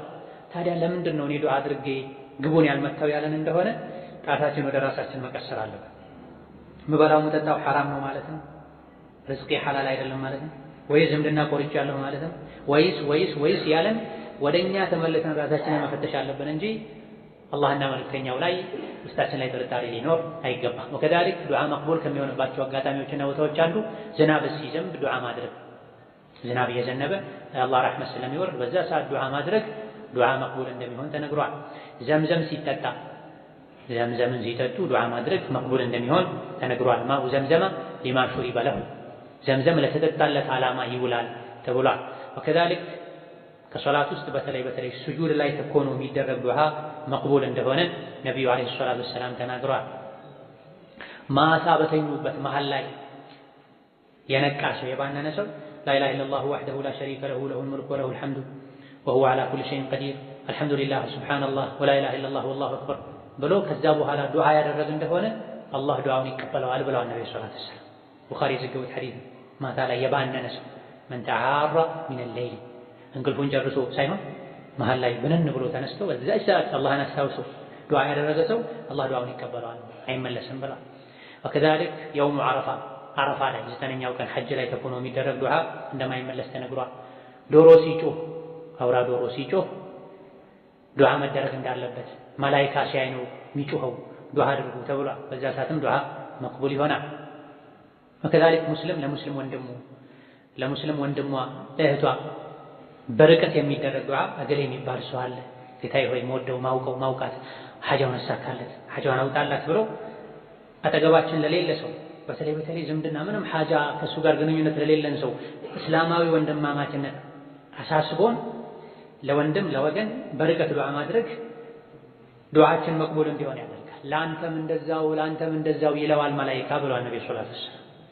ይሄ ትልቅ ሀብት ነው፣ ኒዕማ ነው። ከቻልንበት ከታደለን ስንትና ስንት ሐጃ አለብን ያሉን ወንድሞች አሉ በየቦታው የዱንያዊ ጥቅም ሳይኖረን ለዲን ትስስር ብለን በርቀት ሩቅ ላለ ወንድም ሐጃውን አውጣለት፣ ኢማኑን ሙላለት፣ ጭንቀቱን ፈርጅላት ወዘተ ብሎ ለወገን ዱዓ ማድረግ የራሱ ዱዓ መቅቡል እንዲሆን ያደርጋል።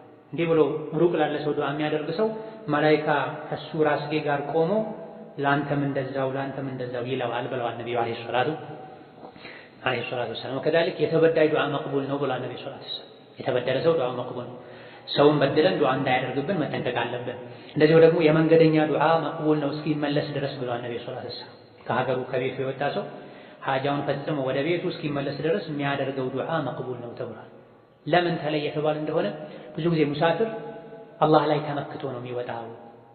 ሙሳፍር ሰፈር ላይ ጉዞ ላይ ሲሆን ኢማኑ ይጨምራል፣ ተወኩሉ ይጨምራል፣ የቂኑ ይጨምራል። በሰላም ወጥቼ በሰላም ገባ ይሆን፣ የወጣበትን ሐሳብ አላህ ያሳካልኝ ይሆን፣ ቤተሰቦቼን አላህ ይጠብቅልኝ ይሆን የሚል ተዓልቁል ቀልብ ከሌላ ጊዜ የበለጠ ልቡ አላህ ላይ ይንጠለጠላል፣ ወደ አላህ ይመለሳል። በተለይ አስቸጋሪ በሆኑ መጓጓዣዎች የሚጓዝ ሰው መኪና የሚፈራ ሰው ፎቢያ ያለበት ሰው መኪና ላይ ከወጣበት ጀምሮ ሾፌሩ እሱን ይመስል ሰው አለ። መኪና ወጣ ባለ ቁጥር ጉርጓድ ወይም መሰል ነገር ውስጥ ገብቶ በተንገጫገጨ ቁጥር ድንገት የሚነሱ ሰዎች አሉ። አውሮፕላን ላይ ማተው ነፍሳቸው እዚህ ምድር ሰዎች አሉ። በአውሮፕላን ጭራሽ ማይሄዱ ሰዎች አሉ። እኔ ኢማኔ 100% ሷሊህ መሆኑ አውሮፕላን ላይ ሲሄድ ነው ያለኝ ሰው አለ። ለራሴ ያጠገብ ይፈጭው ኢማኔ ሙሉ የሚሆነው ሷሊህ መሆኑ አውሮፕላን ላይ ስጓዝ ነው ያለ ሰው። ስለዚህ የሰው ልጅ ከሀገሩ ሲወጣ ጉዞ ላይ ሲሆን ወደ አላህ ይጠጋል፣ ይተወበታል፣ ይስተካከላል። ከዚህ የበለጠ ዱዓው መቅቡል ሊሆን ይችላል። ስለዚህ መንገደኛ ሌሎችን አስቦ ዱዓ ሊያደርግ ይገባል። መንገደኛን ዱዓ አድርግልኝ ማለትም ይቻላል። ስስ የሆነ ኺላፍ ቢኖርበትም ከመልካም ዱዓ አትርሳን እንዳሉ ነቢዩ ለአንዳንድ ተጓዦች ለሰሓቦች፣ ያውም ከላይ ወደ ታች ማለት ነው ሰለላሁ ዐለይሂ ወሰለም ከላይ ወደ ታች። እሳቸው ላይ ናቸው። ላይ ሆነው በታቻቸው የሆኑ ሰሓቦች ከእሳቸው የሚያንሱ ሰሓቦችን ከመልካም ዱዓ አትርሳን ብለዋል የሚሉ ዘገባዎች ሳይበዛ ሰውን ዱዓ አድርግልኝ የሚባል ችግር የለም። ነገር ግን ኢማም ኢብኑ ዑተይሚን ሌሎችም እንደሚሉት ሰውን ሁሌ ዱዓ አድርግልኝ ማለት ራሱ ዱዓ እንዳያደርጉ እንቅፋት ይሆናል፣ መዘናጋትን ይፈጥራል። ምናልባትም ትዝ ላይ ላትለው ትችላለህ። ዱዓ አድርግልኝ ያልከው ሰው ሊረሳ ይችላል። እንደገና ደግሞ በሂደት እሱ ላይ ሌላ እምነት ውስጥ ላይ እንዲፈጠርም ሊያደርግ ይችላል። ለምንድን ነው ሁሌ አንተን የመጡ ሰዎች ዱዓ አድርግልኝ የሚሉ? ዱዓ አድርግልኝ የሚሉትንም ሰው ሊፈትን ይችላል። ያንተን ችግር የምታውቀው አንተ ነህ። ማ ሐከ ጀልደከ ሚስለ ጉፍሪከ ፈተወለ አንተ ጀሚዐ አምሪከ ይላል አረቦች ሲናገር። ያንተን ቆዳ እንዳንተ ጣቶች ማከክ የሚችል ማንም የለም። ያንተን ጉዳይ አንተው ተወጣው ማለት ነው። እከክልኝ ብትለው አንድን ሰው ወይም አሳልፎ ያክሃል ወይም አሳንሶ ያክሃል፣ አሊያ ያደመሃል፣ አሊያ ደግሞ የባሰ ነካክቶ ሌላ ችግር ውስጥ ያስገባሃል። ያንተን ቆዳ ሊያክልህ የሚችል ያንተ ጥፍር ነው። ያንተን ጉዳይ ሁሉ አንተ ተወጣው ተብሎ ዱዓህንም አንተው ራስህ አድርግ ማለት ነው። ነገር ግን አንዳንዴ በጣም ሷሊህ የሆኑ ሰዎችን ዱዓ አድርጉልኝ ብትል ችግር የለውም።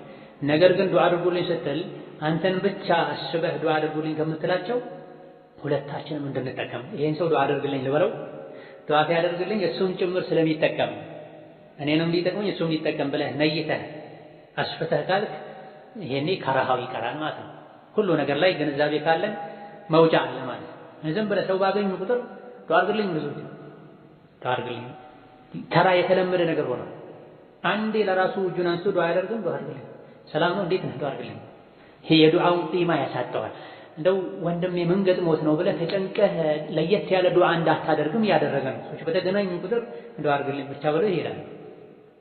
ያከምን አንተ ራስህ ዱዓ አድርግ። አንዳንዴ ግን ሷሊህ ሰዎችን በሸርጥ ቅድም ባልነው ሸርጥ ዱዓ አድርግልኝ ቢባል ችግር የለም። ምንድነው የጠቀስነው ሸርጥ? ሰውን ዱዓ አድርግልኝ ማለት በመሰረቱ ይቻላል፣ ባይበዛ ጥሩ ነው። አይገባምም ተብሏል። ግን ይቻላልም ይሻላልም ምን ከተነየረበት ዱዓ አድርግ ስንል አንድን ሰው ለራሳችን ብቻ እሱ ዱዓ እንዲያደርግልን እኛ ብቻ እንድንጠቀም አስበን ሳይሆን ዱዓ ሲያደርግ ለሱም ጭምር ስለሚጠቀም እኔም እሱም እንድንጠቀም ዱዓ አድርግልኝ ተብሎ ከሆነ ይመረጣል። ሌላው ትልቅ ዱዓ መቅቡል የሚሆንበት አጋጣሚ ጾም ነው። አቡ ዳውድ ሌሎች የመዘገቡት ሐዲስ ነብዩ ሰለላሁ ዐለይሂ ወሰለም ሶስት ሰዎች ዱዓቸው አይመለስም አሉ። አንደኛ ጾመኛ እስኪያፈጥር ድረስ፣ ወከዛሊክ መንገደኛ እስኪመለስ ድረስ ኢላኺ። ሁሌም ጾመኛ ሆኖ ዱዓ መቅቡል ነው። ይበልጥ ደግሞ ሌላኛው ሻህሩ ረመዳን አልሙባረክ የተከበረው ረመዳን ወር የዱዓ ወር ነው። ዱዓ ይበልጥ መቅቡል ይሆንበታል ከሌላ ጊዜ የበለጠ። ረመዳን ላይ እንዳጠቃላይ ዱዓ ልናበዛ ይገባናል። ከሱሑር ጀምሮ ከፈጅር ጀምሮ እስከ ኢፍጣር ድረስ ማታም ጭምር ሌሊቶችም የተባረኩ ናቸው። እንዳጠቃላይ በሰፊ ሰዓት ያገኘነው አጋጣሚ በየመሃሉ መኪናም እየነዳን ቢሮ ቁጭ ብለን ስራም እየሰራን መንገድ እየተጓዘን ቁጭ ብለን ቁርአን እየቀራን በየመሃሉ ሶላት እየሰገደን ስጁድ ውስጥ ዱዓ በብዛት ልናደርግ ይገባል። ዱዓ ማብዛት የሚወደድበት ወር ነው ረመዳን። ከመሆኑም ጋር ግን ብዙ ሰዎች ዱዓ የሚያደርጉት መቼ ነው? ሲያፈጥሩ ነው።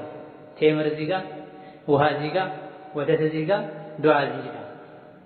ጠይብ ሐሳባቸው ቴምሩ ላይ ሳንቡዛው ላይ ሆኖ ነው ብዙ ሰዎች ዱዓ የሚያደርጉት የመጨረሻ ሰዓት ላይ ማለት። ይህ አይነቱ ዱዓ በቂ አይደለም። ቀደም ተብሎ ዱዓ መደረግ አለበት። ቀኑን ሙሉ ዱዓ መደረግ አለበት። የመሸ ሲሄድ የበለጠ ስለሚደክመን የውስጥ መድከም አላህ ላይ ለመመካት እኔ ማለት እኮ ደካማ ነኝ፣ ማረባ ነኝ፣ ምንም ያለ አላህ ዋጋ የለኝም ማለት ነው። ምግብ ስላልበላው እንደዚህ ደከምኩ፣ ሁሌ ያበላኝ የሚያኖረኝ አላህ ነው ተባረከ ወተዓላ።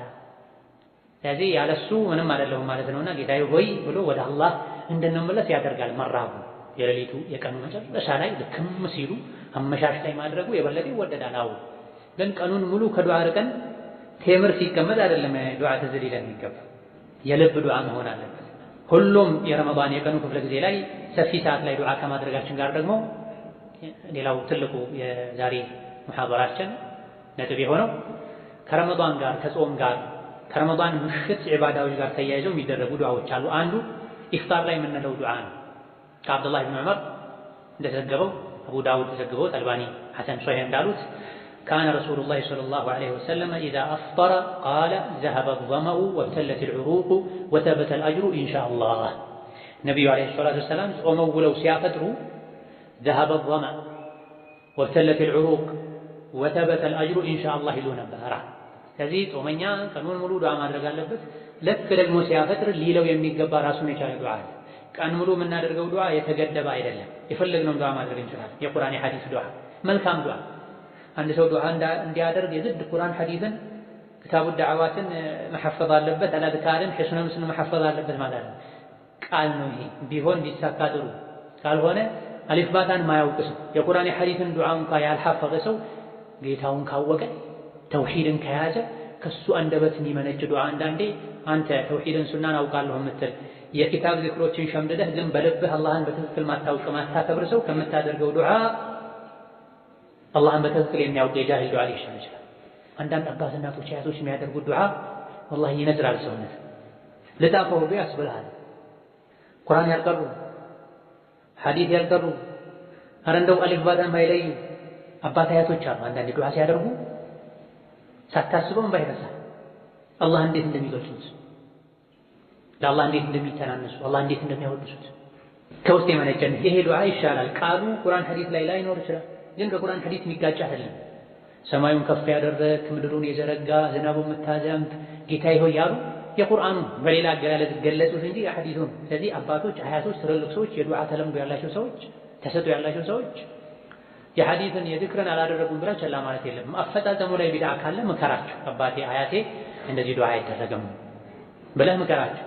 በተረፈ በትክክል ዱዓ ካደረጉ የእነሱ ዱዓ አንተ ልብህ ሌላ ዓለም ሆኖ ውስጥህ ላይ የአላህ ክብር ሳይኖር የዝክር ክታቦችን የዱዓ ክታቦችን ሸምድደህ ከምታደርገው የእነሱ ሊሻል ይችላል።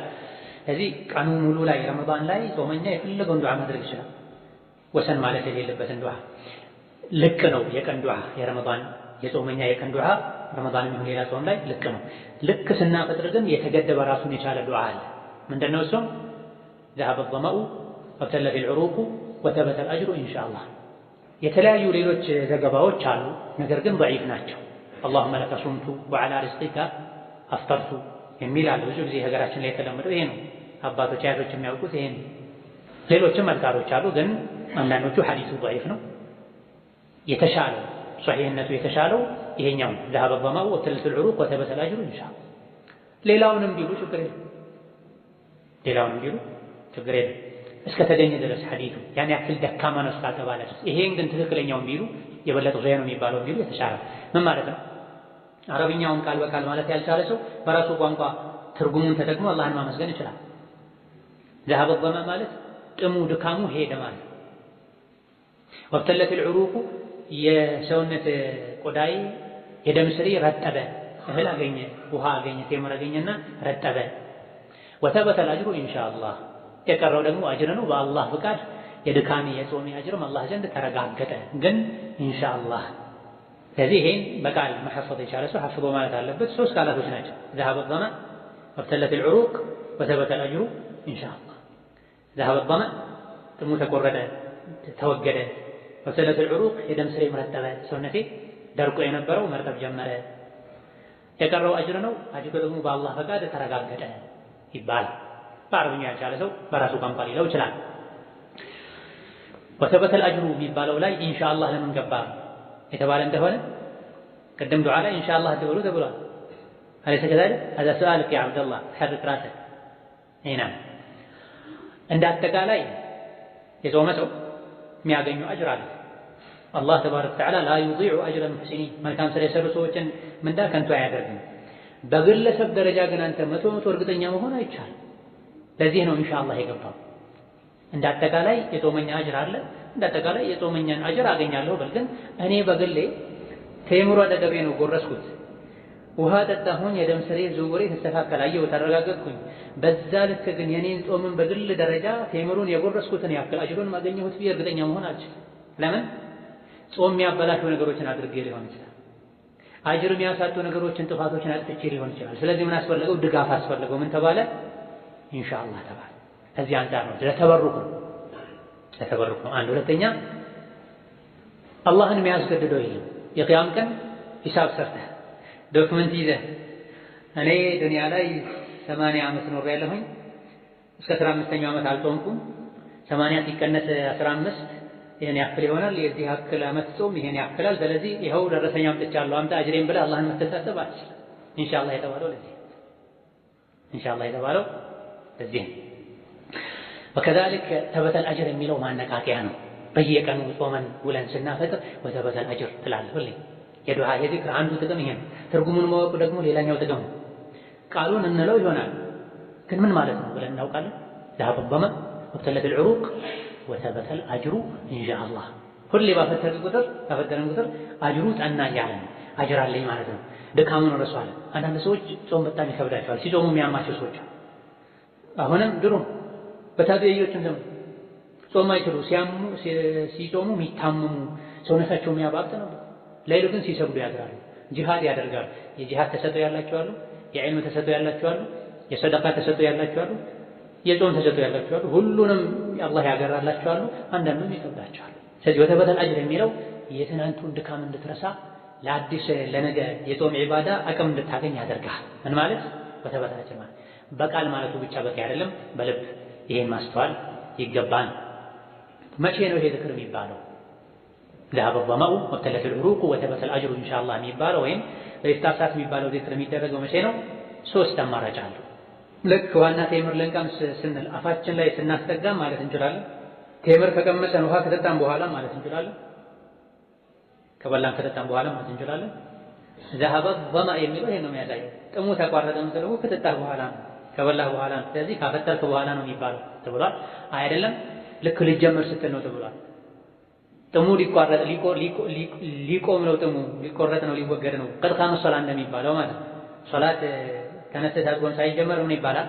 ቀድ ቃመት ሶላቱ ቀድ ቃመት ሶላት ይባላል። ገና ነው ሶላት አልተጀመረም። ሶላት ሊጀመር ተቃርቧል ማለት ነው።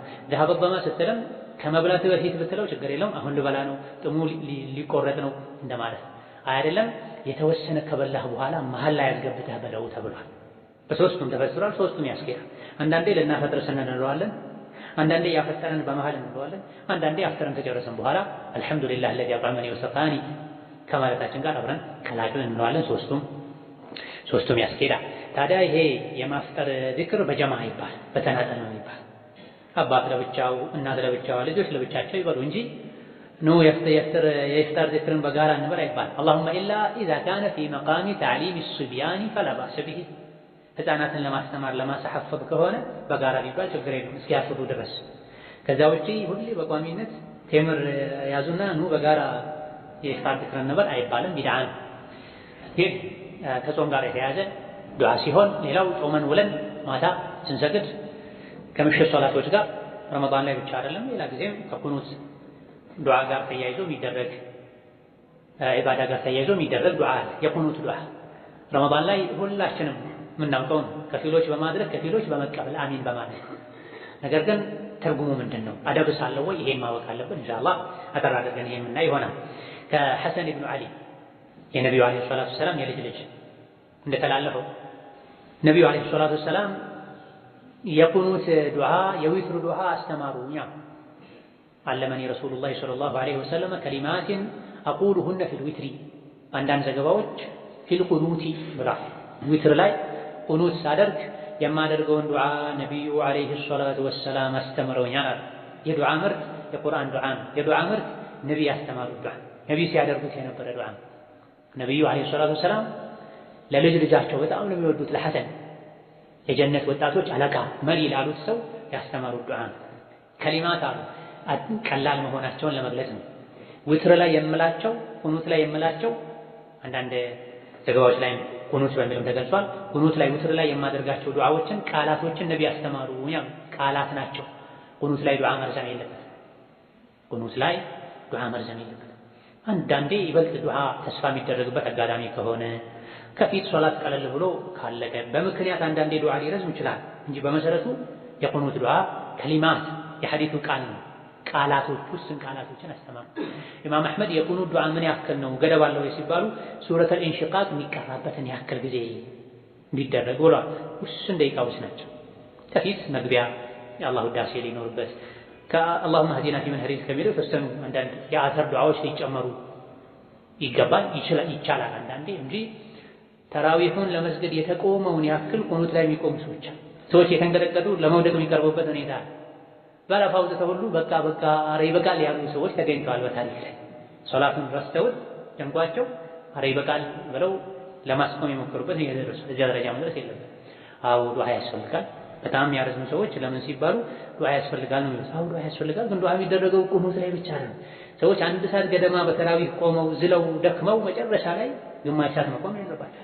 በመጠኑ ቁኑት ላይ ይደረጋል፣ በመጠኑ ተሸሁድ ላይ ይደረጋል፣ በመጠኑ ስጁድ ላይ ይደረጋል፣ በመጠኑ ለይስ ላይ ተነስተህ ታደርጋለህ። ቀኑን ሙሉ ስታደርግ ትውላለህና በግልህ ከሆነ የፈለከውን ያክል አድርግ። ከጀማ ከሆነ በመጠን መሆን አለበት። اللهم اهدني فيمن هديت وعافني فيمن عافيت وتولني فيمن توليت وبارك لي فيما أعطيت وقني شر ما قضيت إنك تقضي ولا يقضى عليك إنه لا يذل من واليت ولا يعز من عاديت تباركت وتعاليت የተገደበ ዱዓ ላይ መጨመር አይገባም። መጨመር ካስፈለገ ከኋላ ነው መቀጠል ነው የሚቻለው። መሀል ላይ ቃላት መቀላቀል አይገባም። ወቂና ወስሪፍ ዐና ሸረ ማ ቀضይት የሚሉ ሰዎች አሉ። ወስሪፍ ዐና የሚለው የለም ሪዋያ ላይ እስከማውቀው ድረስ ወስሪፍ ዐና የሚል የለም። ስለዚህ ቁኑት ነቢዩ ለሐሰን ያስተማሩት ራሱን ልናደርገው ከዛ በኋላ ሌላ ልንቀጥል ከፊት መግቢያ ልናደርግ ነው እንጂ የሚገባው ቃላቱ ላይ መጨመር አያስፈልግም። ቃላቱ ይሄን ይመስላል። ማዕናውን አጠር ባለመልኩ ስናይ አላሁመ ህዲኒ ፊመን ሀደይት ለብቻችን ከሆነ አላሁመ ህዲኒ እንላለን። ከሰው ጋር ከሆነሳ አላሁመ ህዲና። አንዳንዴ ህፃናትን ቁርአን ስለሐፈዙ ብቻ ያስገባቸውና ዱዓውን ሙሉ ለብቻቸው ያደርጉታል። አላሁመ ህዲኒ ፊመን ሀደይት ወዓፊኒ ፊመን ዓፈይት። ይሄ ደግሞ በግልጽ በሐዲስ ተከልክሏል። ኢማም ለብቻው ዱዓ እንዲያደርግ ተብሏል። የጋራ ዱዓ ሲሆን ጌታዬ ሆይ ከመራሃቸው ሰዎች ጋር ምራኝ፣ ሂዳያን ከረዘቅካቸው ሰዎች ጋር ሂዳያ ረዝቀኝ ማለት ነው። ምንድን ነው ሂዳያ? አላህ ተባረከ ወተዓላ የሚወደውን መንገድ መከተል መቻል ማለት ነው።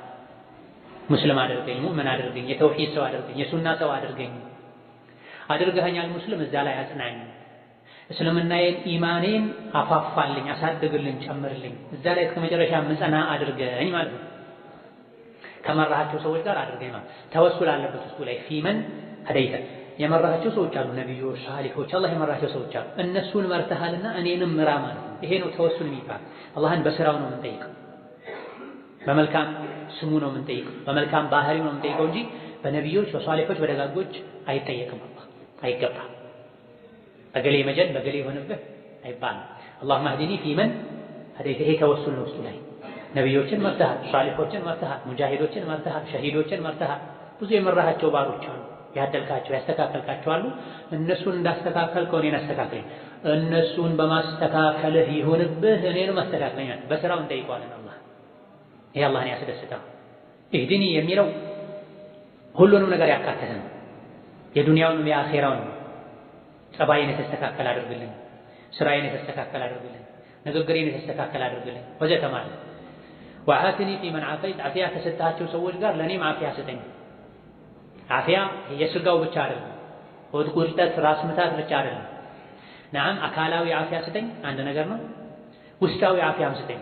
ከሽርክ ነፃ አውጣኝ፣ ሽርክ በሽታ ነው። ከኩፍር ነፃ አውጣኝ፣ ከቢድዓ ነፃ አውጣኝ፣ ከመጥፎ ባህሪ ነፃ አውጣኝ፣ ከጀሃነም ነፃ አውጣኝ። ዓፊያ አድርገኝ። ዓፊኒ የሚለው በዚህ መልኩ በሰፊው ልንረዳው ይገባል። ወተወለኒ ፊመን ተወለይት፣ አንተ ኃላፊያቸው ከሆንክ ሰዎች ጋር የኔም ኃላፊ አንተ ሁን። አንተ ጠብቀኝ፣ በአንተ ጥበቃ ስራ አድርገኝ ማለት። ተወለኒ የኔ ኃላፊ አንተ ሁን። አላህ ኃላፊው የሆነ ሰው ምንም አደጋ አይደርስበት። አላህ ይጠብቀዋል፣ አላህ ይንከባከባል። አደጋ ቢደርስበት እንኳ አደጋውን አላህ ቀለል ያደርግለታል። አደጋ ቢደርስበት እንኳ አደጋው ላይ ሰብር አላህ ይሰጠዋል፣ ትዕግስት ይሰጠዋል። ወመን ዩእሚን ቢላሂ የህዲ ቀልበሁ። ሙሲባ ሁሉም ሰው ላይ ሊደርስ ይችላል። ነቢይም ላይ ሙሲባ አደጋ ደርሷል። ግን በአደጋው ጊዜ መጽናትን፣ መሰበርን፣ ማመዝገንን አላህ ይሰጠዋል። ወተወለኒ ፊመን ተወለይት፣ ወደ ራሴ አስጠግተህ አትተወኝ ማለት ነው። ወደ ራሴ አስጠግተህ አትተወኝ፣ የኔ ኃላፊ አንተ ሁን። እኔ ነፍሴ ደካማ ናት፣ ገደል ታስገባኛለች። ኢነ ነፍሰ ለአማረቱን ቢሱ። ሰው በራሱ ሊተማመን አይገባም። ለትምህርት የትም ደረጃ ላይ ቢደርስ በእድሜ በእውቀት የትም ደረጃ ላይ ቢደርስ አዋቂ ነህ፣ ነገረ ፈጅ ነህ፣ የሀገር ሽማግሌ ነህ፣ የሀገር መሪ ነው እንኳ ቢባል ሰው ነፍሱ ደካማ ናት። ነብዩ ሰለላሁ ዐለይሂ ወሰለም ወደ ነፍሴ አስጠግተህ አትተወኝ፣ በነፍሴ እንድመካ አታድርገኝ ያሉ ዱዓ ያደርጉ ነው። ፈላ ተክልኒ ኢላ ነፍሲ ጠርፈተ ዐይን፣ ለአንድ ዓመት ለአንድ ወር አይደለም ለአይን ቅጽበት አይን ተከድኖ የሚገለጥበትን ያክል እንኳ እኔን ለእኔ አትተወኝ። ገብቶና እኔን ለእኔ አትተወኝ። ሕፃን ልጅ ያለ እናቱ መኖር አይችልም ማለት እኛ ያለ አላህ መኖር አንችልም። ጨቅላ ሕፃን ልጅ እናቱ ታስፈልጓለች፣ እህቱ ታስፈልጓለች፣ ሞግዚቱ ታስፈልጓለች። ከዛ በላይ ለእኛ ለነፍሳችን ማን ያስፈልገናል? አላህ ያስፈልገናል። ካልሆነ የትኛው ገደል ላይ ገብተን እንደምንቀር አናውቅ። ነፍስ ከባድ ነው፣ ጥበቃ ያስፈልጋል። ወቂኒ ሸረ ነፍሲ፣ ከነፍሴ ሸር ጠብቀኝ የሚል ዱዓ አለ። ከነፍሴ ሸር የውጭ ጠላትህን ከምትፈራው በላይ ነፍስያ ጠላትህን አትላንት፣ ጠብቃት፣ ተጠንቀቃት፣ ፍራት። ስለዚህ ወተወለኒ ፊመን ተወለይት፣ ይሄ የኔ ወሊ የኔ ጠባቂ አንተ ሁነኝ። አላህ ጠባቂ የሆነ ሰው አላህ ይጠብቀዋል። ከወንጀል ይጠብቀዋል፣ ከኩፍር ይጠብቀዋል፣ ከውርደት ይጠብቀዋል፣ ከኪሳራ ይጠብቀዋል፣ ለጀሃነም ለአላህ ቁጣ ከሚዳርጉ ነገሮች ይጠብቀዋል። ወባሪክ ሊ ፊማ አዕጠይተ፣ የሰጠኸኝ ነገሮችን በረካ አድርግልኝ። ማ መውሱላ ነው፣ የሰጠኸኝን ሁሉ በረካ አድርግልኝ ማለት ነው። ለሰጠኸኛል ልጆቼን የተባረኩ አድርግልኝ፣ የሚረቡ የሚጠቅሙ አድርጋቸው። ዕልም ሰጠኸኛል፣ ዕልሜን የሚጠቅም አድርገው። ገንዘብ ሰጠኸኛል፣ ገንዘቤን የሚጠቅም አድርገው። ሚስት ሰጠኸኛል፣ ሚስቴን የምትጠቅም አድርጋት። ባል ሰጠኸኛል፣ ባሌን የሚጠቅም አድርገው። ማ አይለዲ ማለት ነው፣ የሰጠኸኝ ነገር ሁሉ በረካ አድርግልኝ። በረካ ማለትም ማለት ነው አንድ ነገር ቋሚ ሆኖ ጠቃሚ መሆን ማለት። አልበረከቱ አልኸይሩ ዳኢሙን ሙስተሚር ማለት ሁሌ የሚኖር ሁሌ የሚጠቅም ነገር በረካ አለው ይባላል። አላህ በረካ ያደርግህ ማለት እድሜህን ያርዝመው፣ ሀብትህን ያስፋው፣ ቋሚ ያደርግልህ ማለት። ስለዚህ የሰጠኸኝ ነገር ሁሉ በረካ አድርግልኝ። ወቂኒ ሸረ ማ ቀضይት፣ ከወሰንካቸው ውሳኔዎች ክፋት ጠብቀኝ። ወቂኒ ጠብቀኝ፣ ሸረ ማ ቀضይት፣ አንተ ከወሰንካቸው ውሳኔዎች ክፋታቸው ከመጥፎ ጎናቸው ጠብቀኛል። በመሰረቱ አላህ የሚወስነው ነገር ሁሉ ኸይር ነው። ወደኛ ሲመጣ ግን ሸር ሊሆን ይችላል አያያዝ ካልቻልንበት። ለምሳሌ አንድ ሰው ላይ የአካል አደጋ እንዲደርስበት አላህ ወስኖ ሊሆን ይችላል። የአካል አደጋ ሰው ላይ መድረሱ ለሱ ይጠቅመዋል ከሰበረ፣ ከታገሰ፣ አላህን ካመሰገነ፣ አልሐምዱሊላህ ካለ። ካልሰበረሳ ለሱ ጉዳት ነው። ስለዚህ ከወሰንከው ውሳኔ መጥፎ ጎኑ ጠብቀኝ ማለት ነው። አንድ ሰው ላይ አላህ ድህነትን ሊወስንበት ይችላል። ድህነት እሱ ላይ መወሰኑ በራሱ ሸር አይደለም። አንዳንድ ሰው ድህነት ሊያስተካክለው ይችላል። ሀብታም ሲሆን ይጠግባል፣ ያስቸግራል፣ ያምጣል። ግን የድህነቱን አያያዝ ካልቻለበት ያ ውሳኔ ለሱ መጥፎ ሆነ ማለት ነው። ስለዚህ አላህ የሚወሰናቸው ነገሮች በሙሉ ለሰው ልጅ ኸይር ናቸው። ሰው ልጅ ጋር ሲደርሱ ግን አቀባበሉ ሸር ሊሆን ስለሚችል አንተ ከወሰንከው ውሳኔ መጥፎ ነገር ጠብቀኝ። ሀብታም የነበሩ ባለሀብት የነበሩ ሰዎች ሲያጡ ሊከፍሩ ይችላሉ፣ አላህ ይጠብቅ። ጤነኛ የነበሩ ሰዎች በአካል ህመም ሲሰቃዩ ሰብር ሊያጡ ይችላሉ፣ አላህ ይጠብቅ። ስለዚህ አንተ የምትወስነው ውሳኔ ሁሉ ኸይር ነው። በሽታ መታመም ኸይር ነው። የሰው ልጅ በታመመ ቁጥር ወደ አላህ ይጮሃል፣ ዱዓ ያደርጋል፣ ይተናነሳል፣ አጅሩን አላህ ያበዛለታል። ልጅ ሞተበት አንድ ሰው፣ ልጅ በሞቱ ማጉደል ነው ለአንተ ሸር ሊሆን ይችላል ዛሂሩ። ግን ከሰበርክ ልጁ ጀነት ሄዶ ቤት ሰርቶ ይጠብቅሃል፣ ኸይር ነው ማለት ነው። ዱንያ አግኝተህ አጣ፣ ሰብር አደረግክ፣ ለአንተ ኸይር ነው። ሰብር አጣ፣ ለአንተ መጥፎ ነው። ከዚህ አንተ የወሰንካቸው ውሳኔዎች ኋላቸውን ኸይር አድርግልኝ፣ ይዘውት የሚመጡትን ነገር ጥሩ አድርግልኝ ማለት። ገንዘብ መሰጠቱን በራሱ እኮ ኸይር ነው፣ ግን አያያዝ ካልቻልከበት ሸር ነው።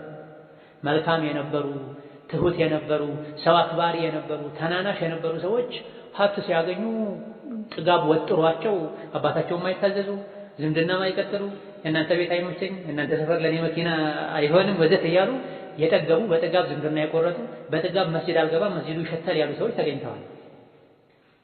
ፈለማ አታሁም ሚን ፈድሊሂ በኺሉ ቢሂ ወተወለው። አላህ ከችሮታው ከትሩፋቱ ሲሰጣቸው የጠገቡ ጀርባ ሰጥተው ይዞሩ አሉ። ለአንዳንድ ሰው ስልጣን ፈተና ነው፣ ለአንዳንድ ሰው ሀብት ፈተና ነው፣ ለአንዳንድ ሰው ዝና ፈተና ነው። ስለዚህ ማግኘትም ፈተና ነው፣ ማጣትም ፈተና ነው። ከዚህ ነው ይሄን ነው ወቅኒ ሸረ ማ ቀضይት የተባለው። ኢነከ ተቅዲ ወላ ዩቅዳ ዐለይከ፣ አንተ ትወስናለህ አይወሰንብህም አሉ። ይሄ ውዳሴ ነው። አንተ ትወስናለህ አይወሰንብህም፣ አላህን ያወደሱ ነው። ወኢነሁ ላ የዚሉ መን ዋለይት፣ አንተ የጠበቅከው ሰው፣ አንተ የረዳኸው ሰው፣ አንተ የወደድከው ሰው አይዋረድም። ውደደኝ፣ አክብረኝ፣ ጠብቀኝ፣ አቅርበኝ። ወላ የዒዙ መን ዓደይተ፣ አንተ ደግሞ ጠላቱ የሆንከ ሰው መቼም ሊከብር አይችልም፣ አንተ ጠላት አታድርገኝ፣ አንተ እንድጠላኝ የሚያደርግ ነገር ከማድረግ ጠብቀኝ፣ በወንጀል አታዋርደኝ ማለት ነው። ተባረክተ ረበና ወተዓለይት ጌታችን ሆይ ኸይርህ በዛ፣ መልካምህ ለሰው ልጆች የምታደርገው የምትሰጠው ስጦታ ብዙ ሆነ ማለት ነው። ተባረከ ማለት ከሱራ ኸይሩሁማ የአላህ ስጦታ ሰፊ ነው፣ ብዙ ነው። ስለዚህ ይሄን ሁሉ ኒዕማህን እናውቃለን እናወድስሃለን ማለት ነው። ከዱዓ በፊትም ውዳሴ አለ፣ ከዱዓ በኋላም ውዳሴ አለ። ይህ የዱዓው ቃል ነው። ቅድም እንዳልነው ከፊት በኋላ መጨመር ይቻላል። መሃል ላይ መቀላቀል ግን አይገባም። መሃል ላይ መቀላቀል አይገባም። ይሄ ዱዓ ሲደረግ እጅ ማንሳት ይወደዳል። አንዳንድ የማያነሱ ሰዎች አሉ፣ አይነሳም ይሉሃል። ግልጽ ሐዲስ ላይ እጃቸውን ያነሱ ነበር ቁኑት ላይ ተብሏል። ስለዚህ ቁኑት ላይ እጅ ይነሳል። አንድ ሁለተኛ አሚን ይባላል። እጅ ሲነሳ ወደ ላይ እነዚህ መነሳት የለበትም። ከፊት ትይዩ ነው መሆን ያለበት። ከፊት ከዓይኖች ትይዩ መሆን አለበት። እንደዚህ መራራቅም የለባቸው እጆች፣ እንደዚህ መለያየት የለባቸው። የዱዓ አደብ እጆችን ገጣጥሙ አላህን የጠየቅነው ያለውን ነገር ሊሰጠን አፍሰን ለመቀበል እንደተዘጋጀ ሰው እንደዚህ ማድረግ ነው ያለበት። እንደው አንዳንዶች የሐዲስ ቃል ነው ያሉ ትንሽ ገልበጥ ያድርገው ይላሉ። የሆነ ነገር ከላይ የሚንጠባጠብ ነገር ለመቀበል እንደዚህ ስለሌለ አላህ የምትጠይቀውን ነገር በዚህ ልክ ይሰጠኛል ብለህ እርግጠኛ እንደሆነ ሰው ዱዓ እጅህን ስታነሳው ትንሽ ወደፊት ገልበጥ እንደማድረግ አድርገው። ከላይ የሚወርደው የጠየቀው ነገር የሚሰጠው እዛ ላይ ያርፋል ብለህ የማመን ያክል እርግጠኛ ሆነ ተብሏል። ታዲያ ይበተንብሃል። እንደዚህ አድርገህ አታንሳ፣ እንደዚህ አድርገህ አታንሳ። እንደሚያደርጉ ሰዎች አለ ደግሞ ከእምብርታቸው ትይዩ ዝቅ አድርገው የሚያነሱ አሉ። አይደለም፣ ከፊትህ ከዓይኖችህ ትይዩ ሁለት ጣቶች እጆች ተገጣጥመው መነሳት አለበት። ዱዓ ሲያልቅ ከሶላት ውጪ ፊት ይታበሳል አይታበስም ኺላፍ አለበት። ማበስም አለማበስም ሁለቱም ይቻላል። ከሶላት ውጪ ተኮኖ የሚደረግ ዱዓ ላይ ዱዓው ሲያልቅ ፊት ማበስ ይቻላል ያሉ የሐዲስ ሊቃውንት አሉ። ሐዲሶች ሰሂህ ነው ብለው፣ ሌሎች ደግሞ አይታበስም ሐዲሶች ضعيف ነው ብለው ኢብኑ ሐጀር እንደሚቻል ሐዲሶች ሐሰን እንደሆኑ ገልጸዋልና ከሶላት ውጪ ዱዓ ከተደረገ በኋላ ዱዓው ሲያበቃ ፊት ማበስ ይቻላል፣ ችግር የለም። ቁኑት ላይ ግን ሶላት ውስጥ ግን ዱዓ ተደርጎ መጨረሻ ላይ ፊት አይታበስም፣ ይሄ ቢድዓ ነው። ስለዚህ ቁኑት ሲያበቃ ፊት ማበስ አይቻልም፣ አይታበስም፣ ቢድዓ ነው፣ አዲስ ፈጠራ ነው። አሚን ሲባል ከልክ በላይ መጮህ አይገባም። ዱዓውን ሲደረግ ከልክ በላይ መጮህ አይገባም። እንደዚሁ ደግሞ ዱዓው ሲደረግ በዜማ መልኩ መሆን የለበትም። ቁርአን ሲቀራ ኢነል ለዚነ አመኑ ወዐሚሉ ሷሊሓቲ ወልዐስሪ ኢነል ኢንሳነ ለፊ ኹስር ወሰማአ በነይናሃ እንደሚባለው ቁርአን ላይ ሲቀራ መድ ጉና ኢድጋም ኢኽፋ ዜማ እንደሚደረገው ዱዓ ላይ በዛ መልኩ የተዜመ መሆን የለበትም። አደብ ያስፈልጋል። አላህን ነው ያናገረን ያለው በኖርማል ድምፅ። እንደውም መተናነስ፣ መፍራት፣ ዝቅ ማለት በሚታይበት ድምፅ ነው ዱዓ መደረግ ያለበት። ቅድም እንዳልነው ደግሞ ከልክ በላይ መርዘም የለበትም። ሰው መቸገር የለበትም፣ በልክ መሆን አለበት። አንዳንዴ ለይለቱል ቀድር ተስፋ የሚደረግበት ቀን ከሆነ ከፊት ከኋላ ሁኔታው ታይቶ በመጠኑ ቢረዝም ችግር የለም። በእነዚያም ቀኖች ቢሆን ከልክ በላይ መርዘም የለበትም። ሌላው ትልቁ እዚህ ጋር ልብ መባል ያለበት ዱዓው ሲደረግ የቁኑት ዱዓ ሲደረግ ሁሉም ቃላቶች ላይ አሚን አይባልም። ይሄን ልብ በሉ። ስለዚህ መስጂዳችን ላይ የሱና መተግበር አለበት። ብዙ ቀን አስተምረናችኋል። ነገር ግን ተግባራዊ የሚያደርግ ብዙም አላየንም። አሚን አሚን አሚን ነው እንሰማው። اللهم اهدنا فيمن هديت آمين በሉ። وعافنا فيمن عافيت آمين በሉ። وتولنا فيمن توليت آمين በሉ። وبارك لنا فيما أعطيت آمين በሉ። وقنا شر ما قضيت آمين በሉ። ከዚህ በኋላ አሚን አይባል። አሁን ቀጥሎ ካለው በኋላ إنك تقضي ولا يقضى عليك إنه لا يذل من واليت ولا يعز من عاديت እዚህ ጋር አሚን አይባል። ዝም በል። ውዳሴ አላህን ማወደስ። አንዳንድ ዑለሞች ሱብሃንአላህ በል ብለዋል፣ ወይም አሽሀድ በል ብለዋል። እውነት ነው፣ ልክ ነው፣ ወይም ጥራት ይገባህ ጌታዬ በል ተብሏል። ይሄን ማለት የሚያስብ ግልጽ ሐዲስ የለም፣ ግን ሰና ነው፣ ውዳሴ ነው። ሱብሃንአላህ ብትል ችግር የለም፣ ሱብሃነክ ብትል ችግር የለም፣ በልክ እንጂ ሁሉም ቃላቶች ሲባሉ አሚን አሚን አሚን አይባል። ምክንያቱም ኢነከ ተቅዲ ወላ ይቅዳ ዐለይክ ምን ማለት ነው? አንተ ትፈርዳለህ፣ ትወሰናለህ፣ አንተ ላይ አይወሰንም። አሚን ቦታው አይደለም። አላህን ያወደሰን ጌታችን ሆይ አንተ ትፈርዳለህ፣ አይፈረድብህም። አንተ ከፍ ያደረከው ዝቅ የሚያደርገው የለም፣ አንተ ዝቅ ያደረከው ከፍ የሚያደርገው የለም። አሚን አሚን ቦታል። አሚን የሚባለው መቼ ነው? ሲጠየቅ ነው። እህዲኒ ፊመን ሀደይት ከመራሃቸው ጋር ምራኝ። አሚን እሺ። ስለዚህ ይሄ መለየት ያስፈልጋል። ግማሹ አሚን ይባላል፣ ግማሹ ላይ አይባልም። እስኪየት ነው አሚን የምንለው? ወቂኒ ሸረ ማ ቀضይት እስከዛ አሚን እንላለን። ወቂኒ ሸረ ማ ቀضይት እስከዚህ አሚን እንላለን። ከዚህ በኋላ ያለው የቁኑቱ ይሄኛው የሐሰን ዱዓ እስኪያልቅ ድረስ ዝም ነው ወይም ደግሞ በትንሹ ሱብሓነክ ሱብሓነላህ ሱብሓነክ እንላለን። ከዛ በተረፈ አላህን ማወደስ ነው። ሌሎች ዱዓዎች ሲቀጥሉ ሲመጡ ዱዓው አሚን ማለቱ ይቀጥላል። ቁኑቱ ተጠናቀቀ፣ ሶላቱ አበቃ፣ ዊትር ዘጋን። ከዊትር በኋላ የሚባል ዝክር አለ። እሱን አይተን ፕሮግራማችን የሚቋጭ የሚጠናቀቅ ይሆናል። ያ ምንድን ነው? ኡበይ ብኑ ከዕብ ባስተላለፉት ሐዲስ ላይ ነቢዩ ዓለይሂ ሰላቱ ወሰላም ዊትርን 3 ረካ ይሰግዱ ነበረ። ኢማም ነሳኢ ሌሎችም የዘገቡት ነው። ዊትርን 3 ረካ ይሰግዱ ነበረ፣ የመጨረሻው ላይ እንጂ አያሰላምቱም ነበረ። ሁለት አይነት አሰጋገድ አለው። ሁለት ሰግዶ አሰላምቱ፣ አንድ ለብቻም ይቻላል፣ 3 በመደዳ መስገድም ይቻላል። ይሄ ኡበይ ያዩትን ወይም ብዙ ጊዜ ያደርጉት የነበረውን የተናገሩት። 3ቱም በመደዳ ይሰግዱ ነበር፣ መጨረሻ ላይ እንጂ አያሰላምቱ ነበር። የመጀመሪያው ላይ ሰብሕ እስመ ረቢከል አዕላ ይቀሩ ነበር። ሁለተኛው ላይ ሱረቱል ካፊሩን ይቀሩ ነበር። ሶስተኛው ላይ ቁል ሁወላሁ አሐድን ይቀሩ ነበር። ዊትሩን ጨርሰው ካሰላመቱ በኋላ ሱብሓነል መሊኩል ቅዱስ ሱብሓነል መሊኩል ቅዱስ ሱብሓነል መሊኩል ቅዱስ ይሉ ነበረ። ሶስተኛውን ረዘም ያደርጉት ነበር። ሱብሓነል መሊኩል ቅዱስ ይሉ ነበር ሶስተኛው። ዳረቁጥኒ በዘገቡት እና ኢብኑ ባዝ ሌሎችም የተወሰኑ ሊቃውንት ሷሂህ ባሉት አንዳንዶች ضعيف ባሉት ዘገባ ረቢል መላኢከቲ ወሩህ ወይም ረቡል መላኢከቲ ወሩህ የሚልም ይጨምሩ ነበር ተብሏል። ስለዚህ የዊትር ሶላት እንደተጠናቀቀ ዊትር እንዳሰላመተን አስተግፊሩላህ አስተግፊሩላህ አስተግፊሩላህ አይባልም። ምንድን ነው የሚባለው? ሱብሓነል መሊኩል ቅዱስ ሱብሓነል መሊኩል ቅዱስ ሱብሓነል መሊኩል ቅዱስ። ሶስተኛው ላይ ረዘም ሳብ እናደርጋለን፣ ጎላ እናደርጋለን። ረዘም ሳብ ጎላ የሙድ የሚለው ይሄ ነው ማለት ነው። ረዘም ሳብ ጎላ።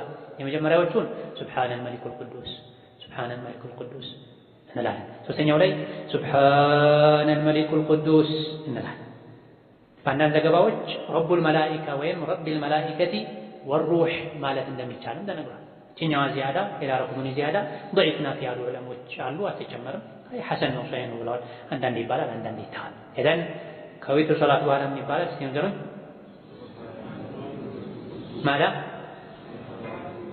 ናም በዚህ መልኩ ደግሞ መሆን አለበት። አልቅዱስ ማለት ከጉድለት ከእንከን የጠራ ማለት ነው። ሱብሓነ አልመሊኩ አልቅዱስ ከሁሉ እንከን ከጉድለት ሁሉ የጠራው አላህ ጥራት ይገባው አጠራዋለሁ ማለት ነው። ከሶላት በኋላ የሚባሉ ዚክሮች ለሶስት ይከፈላሉ። ዚክሮችን ሶላቶችን በተመለከተ ዚክራቸውን በተመለከተ 3 አይነት ሁኔታዎች አሉ። ፈርድ ሶላቶች ሁላችንም የምናውቀው ከፈርድ ሶላት በኋላ የሚባለውን ዚክር እንላቸዋለን። አስተግፊሩላህ አላሁመ አንተ ሰላም ኢላ አኺር። ሌላው ሱና ሶላት 2 ሶላቶች ራሱን የቻለ ዚክር አላቸው። የፈርድ ሶላትን ዚክር ሁላችንም እናውቃለን በሱናው መሰረት ማለት ነው። ሁለተኛው ሱና ሶላቶች ከሱና ሶላቶች ውስጥ 2 ሶላቶች ራሱን የቻለ ዚክር አላቸው። ምንና ምን? አሕሰን ሶላተል ዊትርና ሶላተል ዱሃ ራሱን የቻለ ልክ እንዳበቁ የሚባል ዚክር አለላቸው።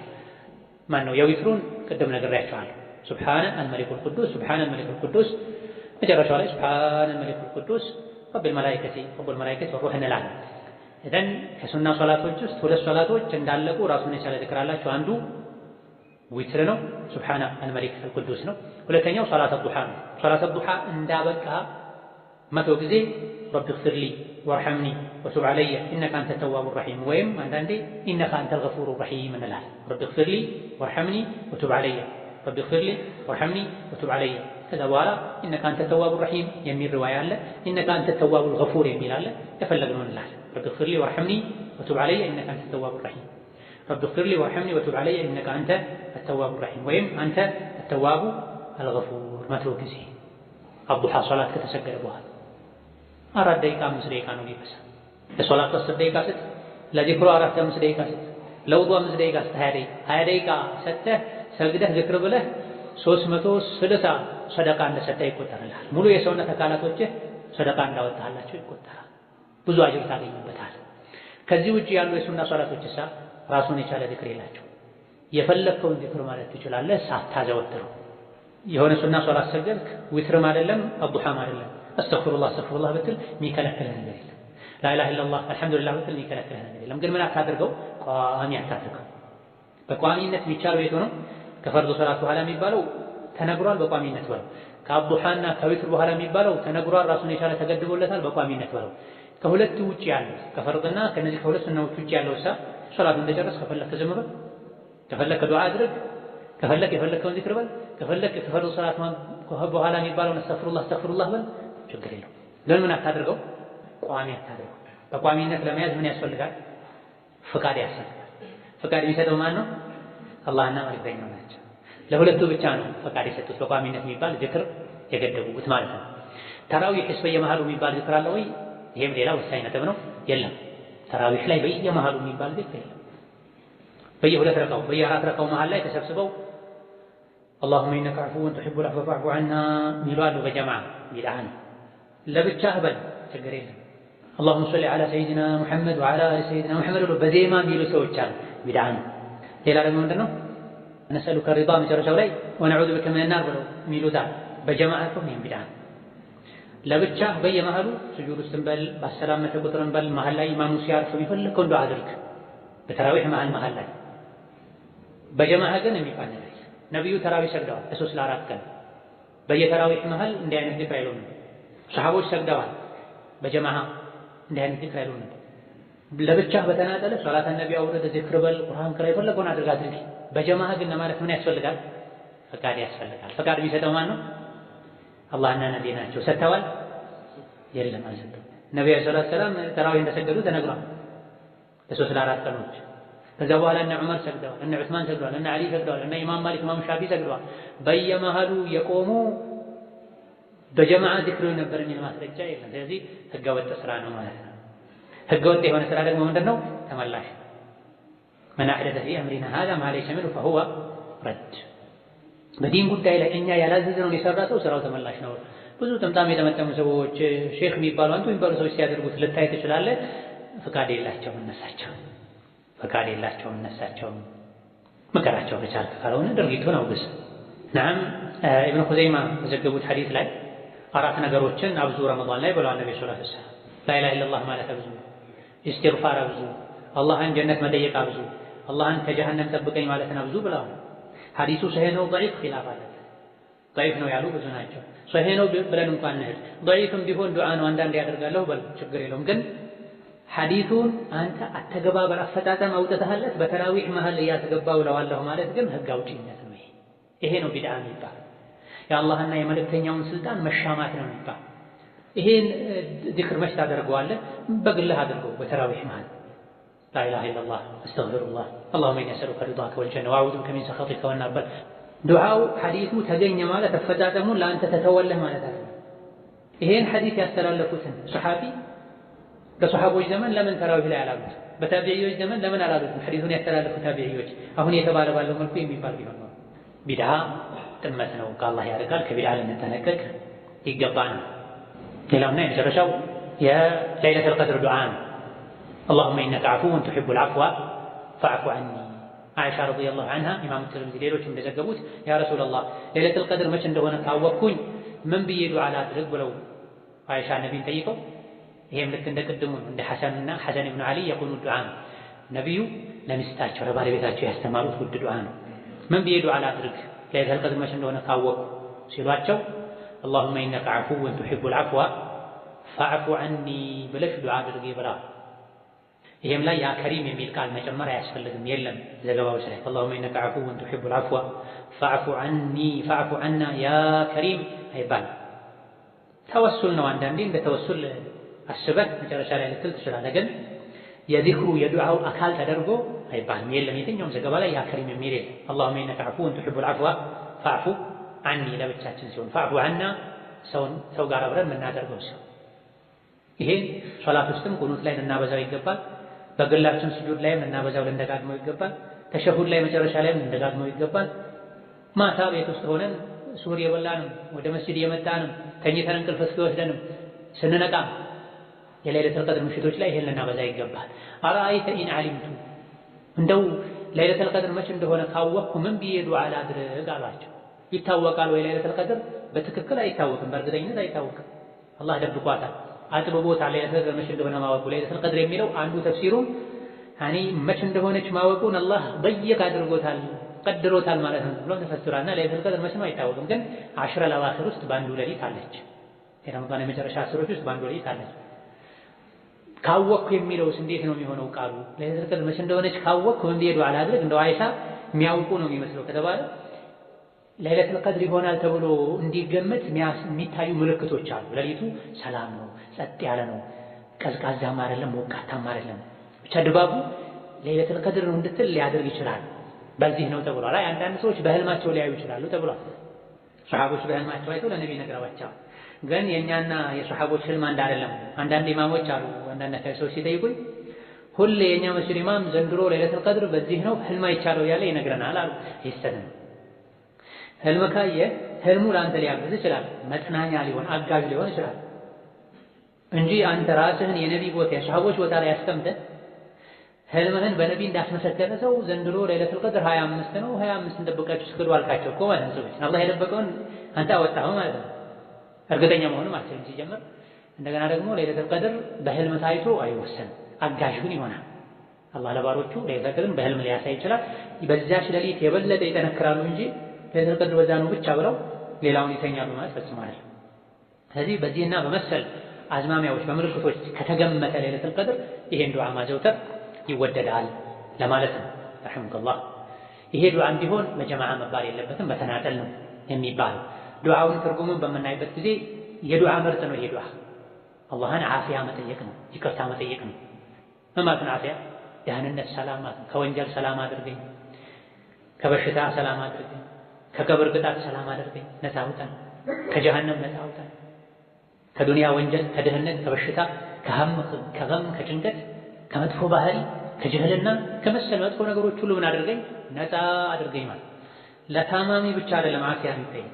ዓፊያ እኮ ነፃነት ማለት ነው፣ መገላገል ማለት ነው። ስለዚህ ከመጥፎ ነገር ሁሉ ገላግለኝ፣ ከመጥፎ ነገር ሁሉ ነፃ አውጣኝ ማለት ነውና እዚህም ጋር ይሄን ያመላከቱት ነብዩ ሰለላሁ ዐለይሂ ወሰለም اللهم انك عفو تحب العفو فاعف عني ጌታዬ ሆይ ይቅር ማለትን ትወዳለህ፣ ማለፍን ትወዳለህ፣ ይቅር በለኝ፣ እለፈኝ፣ ወንጀሌን ሰርዝልኝ። እኔ ወንጀሌ ብዙ ነው፣ ተቆጥሮ አያልቅም። በዱንያም በአኼራ ዓፊያን ዓፉን ለግሰኝ ማለት ነው። ዓፉ የዓፊያ አካል ነው። አፍ በለኝ ይቅር በለኝ ማለት ነው። ከወንጀሌ ነፃ አውጣኝ ማለት፣ ዓፊያ አድርገኝ ማለት፣ ነፃ አድርገኝ ማለት፣ አንሳለኝ፣ መጥፎ ነገሮችን ዞር አድርግልኝ ማለት። ይሄን በሽታ አላህ ያንሳልህ፣ ይሄን በሽታ አላህ ያንሳልህ እንደሚባለው ሁሉ ይሄን ወንጀል አላህ ያንሳልህ፣ ይሄን ድህነት አላህ ያንሳልህ፣ ይሄን መጥፎ ባህሪ አላህ ያንሳልህ ማለት ያስፈልጋልና መጥፎ ነገር ሁሉ አንሳለኝ ማለት ነው። የመጥፎ ምንድን ነው? ዱንያ ላይ ኩፍር ነው፣ ወንጀል ነው። አኼራ ላይ ጀሃነም ነው፣ የአላህ ቁጣ ነው። አላህ ይጠብቀን። ስለዚህ ይሄ ዱዓ በየመሃሉ ልናደርገው የሚገባ ነው። ዓመቱን ሙሉ ልናዘወትረው የሚገባ ነው። ይበልጥ ደግሞ ለይለቱል ቀድር ላይ አሽረል አዋኺር ላይ ልናበዛው ይገባል። አላህ ተባረከ ወተዓላ ዱዓን እንደሚወድ በማወቅ ቀደም ሲል የዘረዘርናቸው የዱዓ አደቦችን ልንጠብቅ፣ የዱዓ ስርዓትን ልንጠብቅ፣ ዱዓችን መቅቡል እንዲሆን ይረዳሉ የተባሉ ነገሮችን ልናደርግ ዘርዝረናል። ዱዓ ላይ ይጠላሉ ይወገዛሉ የሚባሉ ነገሮችን ልንርቅ ይገባል። እነዚህንም አብራርተናል። ይህና ሌሎችም የዱዓ አደቦች ከተሟሉ አላህ ዱዓችን ይሰማናል። እነዚህና ሌሎችም የዱዓ አደቦች ካልተጠበቁ ካልተሟሉ ዱዓው ወደ ሰማይ አይወጣም፣ እዚሁ ነው የሚመለሰውና ዱዓ ማድረጋችንን ብቻ ሳይሆን የዱዓውንም አደብ ጭምር ልንጠብቅ ይገባናል። አላህ ተባረከ ወተዓላ ዱዓቸውን ከሚሰማቸው ባሮቹ ያድርገን። አላህ ተባረከ ወተዓላ ዱዓቸውን ከሚቀበላቸው ባሮቹ ያድርገን። آمين والحمد لله رب العالمين وصلى الله وسلم على نبينا محمد وبالله التوفيق. السلام عليكم ورحمة الله وبركاته.